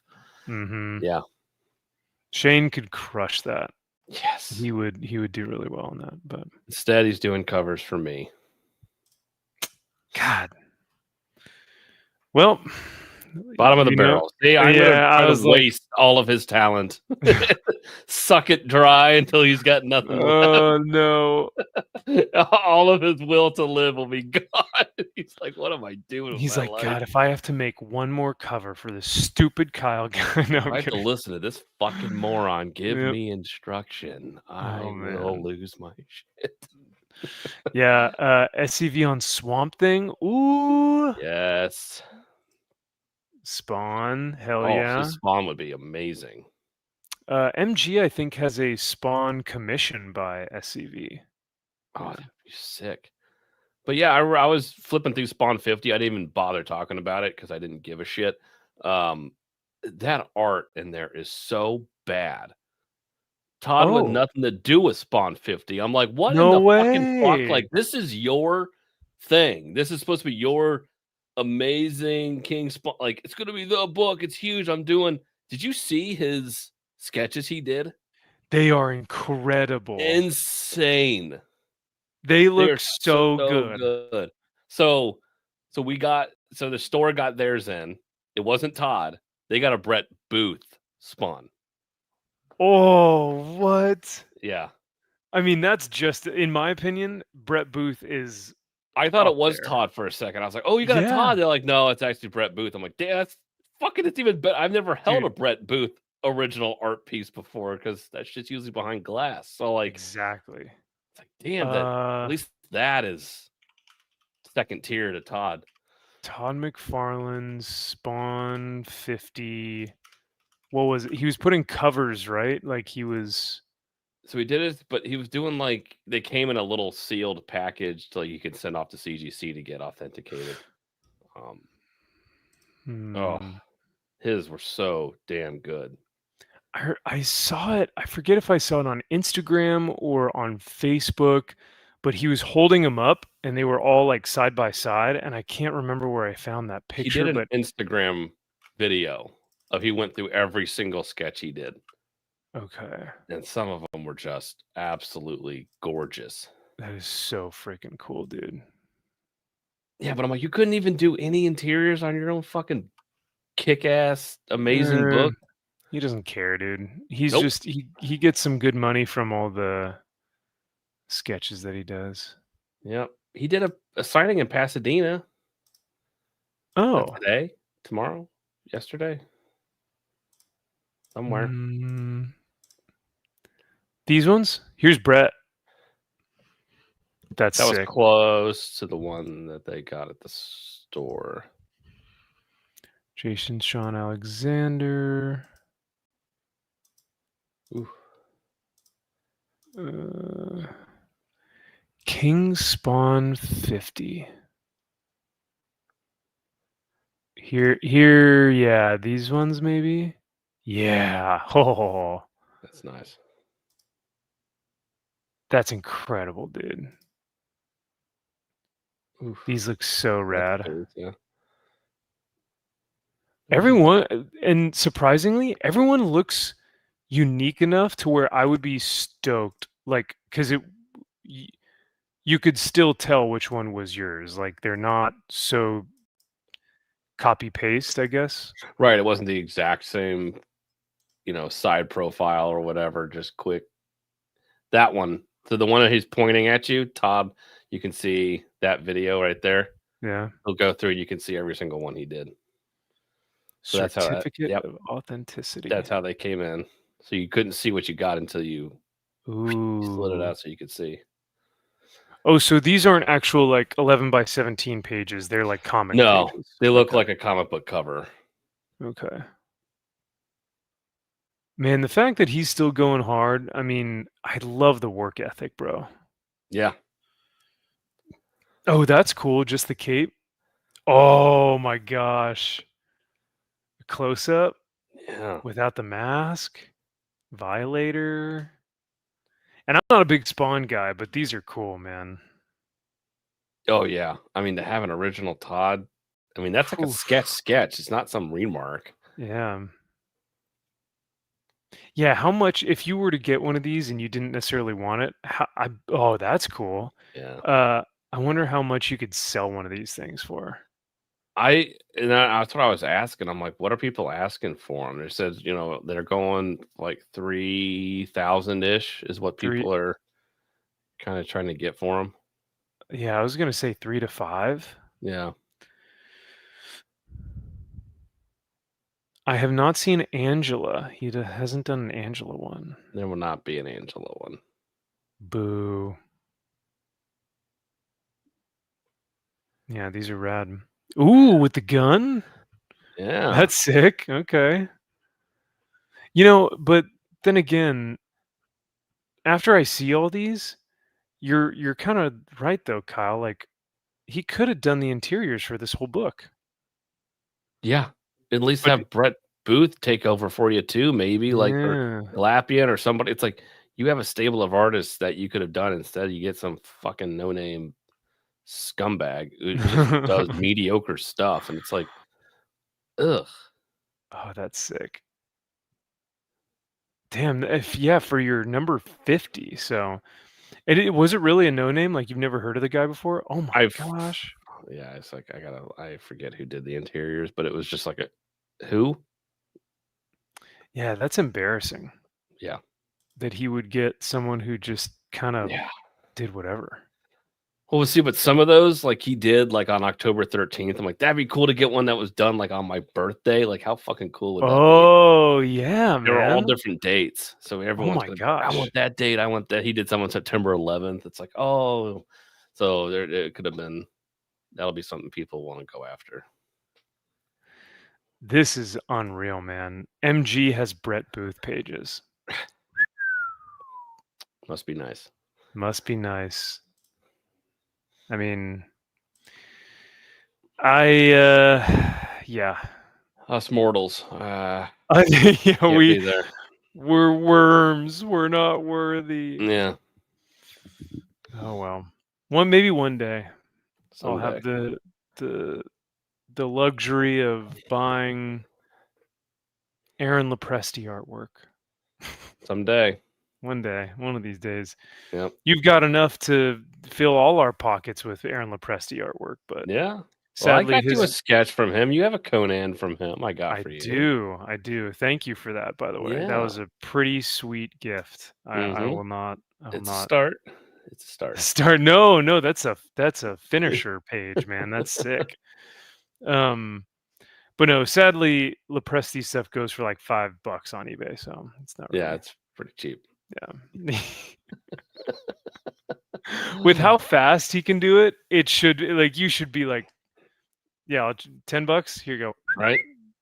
Thanks. Gone. It's pretty incredible how quickly he can get his art done. But oh yeah. But yes, indeed. Well, I think that'll do it for this evening. But yeah, thanks for hanging out tonight, guys. This was fun. It's fun as always. Show. Yeah. So chat, if you guys want to end up, sending in something for the Riptacular? Rip season, Ripfest. Yeah, the Rip the Ripfest. Let us know. Maybe we'll take a look at it and we can give you some pointers or some editing tips or some, there you go. So that you can give him the best product possible. So yeah. But Salty says, thanks, lads. Truly good show. Thanks for hanging out for such a long time, man. We love hanging with you. It's a fun evening. MG says, are we back weekly now, or are you disappearing into the void again? Our schedules are going to be, unfortunately, MG, they're going to be kind of random right now. But I normally create the live stream in the mornings. And so if you guys check on Friday morning sometime and see that there's a live stream, come hang out. I no longer have Twitter, so I won't be posting anything on Twitter. So no real promotion on Twitter, no real promotion on YouTube. We're just kind of running and gunning, boys. Yeah. Yep. So, but yeah, so MG, if you got a free Friday night and you see that we're hanging out, come on in. We'd love to have you in the chat, brother. So Salty says I'll send a stool sample. Hey, you know what? If it's a healthy size and it's good, full of nutrients, yeah, why not? They might respect it. Yeah, they might even say, you know what? That's a good, healthy turd. Look at that. Jared, have a great night, dude. And yeah, keep us updated on your Kickstarter. I'll be following it, but yeah, I think last time I checked, you were at 420. Blaze it. So yeah. Have a good rest of your weekend, boys. Thank you, man. You too. Enjoy your weekend. Have fun watching football, or maybe reading comics, whichever one you fancy. But I'll hopefully be doing a little bit of both. I'll be doing both. I have to catch up on G.I. Joe, Resurrection Man, Ghost Pepper, Skinbreaker. Ghost Pepper. Yeah, the I know you hated that one because it's manga, but it was the Oh, God. it was the one where they're in a food truck. Yeah, yeah, that's And- literally all you had to fucking say. It's about some dumbass bitch who's in a fucking food truck. It's like, you can fuck off. I hope you all die. Did you Go to know? hell. Wait, Josh, did you read it too? No, Max. Oh, okay. And even you going, oh, it's the one about. And I was like, okay, I'm listening. And you're like, a food truck. And I was like, fuck this shit. And you're like, no, I'm out. I thought it looked kind of good, so I'll be checking out Ghost Pepper. No, you won't. Don't. Skinbreaker, which is you It's know, a snore. amazing art, but okay. just kind of fine, boring. I mean, story. Generic amazing art, ogre yes, story. but also not great colors. So No, Mm, an overly that's not- inked David Finch. That's no bueno. Yeah. Bro, I haven't even read issue 4 of Battle Beast, and they're on like issue 6 or something now. Yeah, and how I this latest one ended, it's like, oh shit. Yeah, I remember you said it was really good. So, Mhm. I got to catch up with Sacrificers, Nemesis Forever, Batman Dark Yeah. Patterns, Conan. I got to read both of the Punisher series, the Marvel Knights and the Red Band. the red band is Superior. Yeah. well, The Red Band, the issue 1 I really liked. Issue 2? really? I liked Okay. it. The Red Band? Look. Yeah, that's the one with the memory loss, right? Yeah. Yeah. I like that first issue. I thought it was interesting. No. But then where issue 2 goes is really weird. You've got like Granny that's like, oh, you're killing people. It's okay. Just come to the house. I'll take care of you. Take a bath. Yeah. Like, no. But then she goes away no. after issue 2. It's not a thing anymore. So Yeah, it's but fine. just in the concept of the first issue, I'm like, what the fuck are we doing here? But I like Well, it that also- Wilson Fisk is controlling him. I like that. I mean, sure, fine. But at the same time, I also think it's stupid that it's like, I remember everything about my life except for who I am. Right. I'm the Punisher. and I it's don't like, but I am. So it's who like, you are. yeah. I'm like, I hate all these amnesia things. Born Like, identity. Gotta have fun with it. Yeah. Let the good times roll. Mm. there's have also Frank a period. back. Yeah. Come on. I mean, we do get Frank back, so yay! But that doesn't automatically give you a pass for having 100% a good story. automatic pass. You know what? He's not Boomhauer. No, Automatic He's pass. Until his Boomhauer. wife shows up and chastises him and cuts his balls off. Yeah. I'm okay with it. Takes all his money and says, I'm divorcing you. I'll owed be all this. willing. I'll be willing to bet that the Marvel Knights book is going to end up being way better than Red Band. Interesting. Oh. Well, I guess I will be the tiebreaker here, gentlemen. Yep. So maybe next week or in a few weeks when I get caught up on the Punisher, Mhm. I'll be the final say. Because we all know that everyone comes to our Friday night live streams for my comic book taste. Of course. You're the tiebreaker normally, yeah. Yeah. I need to read Spider-Man Wolverine with bro every really- time You really don't. No, you it's don't. okay. every time No. you guys do a review and you tell me that Carrie Andrews is not on the art, I just give up and I go, well then I don't Yep. need to read it. Exactly. Yeah. I wish it's like, fuck you. Like, you asshole. Yeah. Like, it's just like, why? Yeah. The That only makes me reason I'm here. so mad, dude. Yeah. Especially because it's only like 5 issues and you're like, It's you a 5. Yep. Yep. Yeah. unreal. Ultimate Wolvie, Escape. Nah.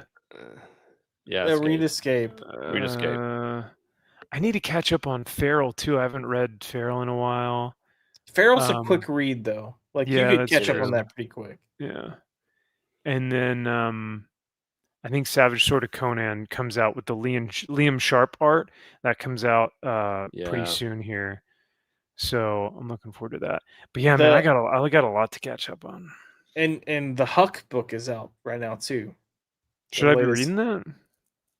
Do you not like Huck? I never read it before, so I don't know if I like it or not. He was mean in Hick? Big Game. Hick, yeah. I mean, wasn't he just a big gay retard? He's a white supremacist, I think. I'm pretty sure. Oh, then maybe I should Yeah, read he's it. a Nazi. I think you'd really appreciate it. I feel like it's been good. Okay. All right. I haven't read it. Sean hasn't ordered it, so I don't read it. Really? It's Mark Miller, guys. Come Bro, on. I know. Sean didn't even order Rook, so I come on. don't. Ghost Start Machine. Shit. His fucking Yeah. FOC stuff when he orders stuff. It's like, what? You got a book called Flow, and it deals with someone's period, but you won't order a real book. What the fuck are you doing? Yeah, he ordered Ghost Pepper, the really good manga, and not Rook Exodus. I So know. he knows he knows what's up. He's He knows. ordering the good comics. He's got the bad idea stuff. Don't worry. Oh yeah, that's right. But that's the other one I need to finish. Save Now. I didn't even read Save Now, the one that I sent you guys. That's So- fun. I really like reading it. I actually enjoyed it. Yeah. So that's the other one I have to read because that artwork, I was like, I can't Oh, yeah. pass this up. Yeah. No. So I got to read Bad Idea.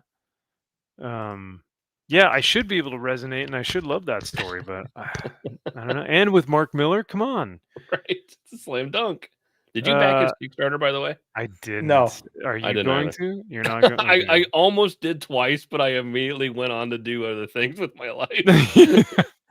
I was so close, but then I literally forgot about it twice. That's a big feat. Like if you did it once where you were on there and you were like, oh, you know what? I actually need to look at Amazon for something, and then you forgot about it. But to do that twice means that you really just do not care about that book. Yeah. So. I'm like, what tier should I get? I don't know. And then I literally went on just living my life. And I'm like, Yeah. well, all right, never mind. You're like, oh yeah, I have like a wife and kid, and like I don't need to read a story about like fantasy dragons that Dragons in travel New to York? New York. Yeah. No, thanks. I mean, So- if we're being realistic, it's probably going to get published through a publisher, yeah. Dark Horse. Yep. Eventually, anyways. Wait for So, it then. And it'll probably be better, like quality, and it'll probably be like through Cheaper. proper Yeah. cheaper. So but yeah, so in the meantime, this weekend, I don't know if I'll have time to read all of these, but yes, I do have a list and I'm checking it twice. Put Escape at the and, top. Escape will be at the top for sure. Good. So Escape. Escape. Mhm. That's funny. It's kind of spelled like escape. Man, I haven't watched that movie in like decades. Yeah, but she pulled that follow-up line out so fast. All right, chat. You guys are great. Thanks for hanging out. Yeah, we apologize for the spontaneity, but if you guys see No, we us don't. No, we don't. Actually, We don't. What? Yeah. You're fucking lucky we graced you with that. No, I'm kidding. That's true. You should be lucky when you get to see us. You only could only dream of it. Mhm. But no, we're grateful for you hanging out with us. And but yeah, tune in on Friday mornings. If you see the stream up, it'll most likely just be just chatting and chilling and hanging out. So Hell yeah. maybe, I don't know. I'll talk to Josh and Kyle about this, but maybe, we do the top best and worst books of the year on Joshy Poo's channel this year. Oh, a real channel. Exactly. I don't know. We'll see.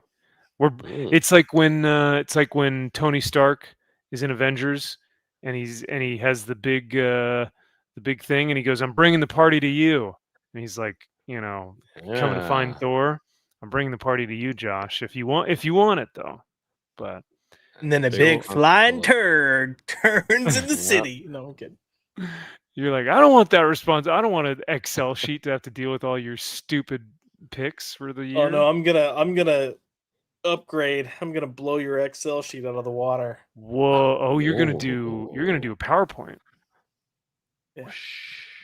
Jazz hands. Fancy.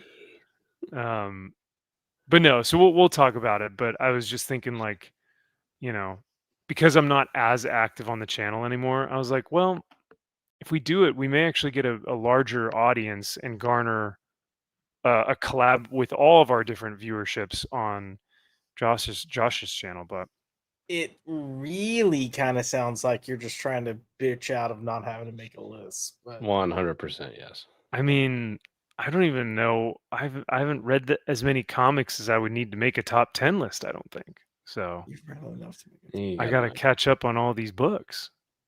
You could make a top 10 list. You can assume. Yeah. You'd probably be right. Absolute Batman at the top.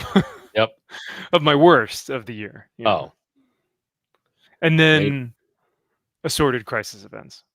there you go. Yeah. That's all you need. But yeah, so we'll talk. But yeah, so we'll see you guys either next weekend or the weekend after that, or maybe the weekend after that. Who knows? But that's kind of the fun of it. That's the exciting Yeah. part. Whatever. Whatever floats your boat, whatever's fun. I don't care.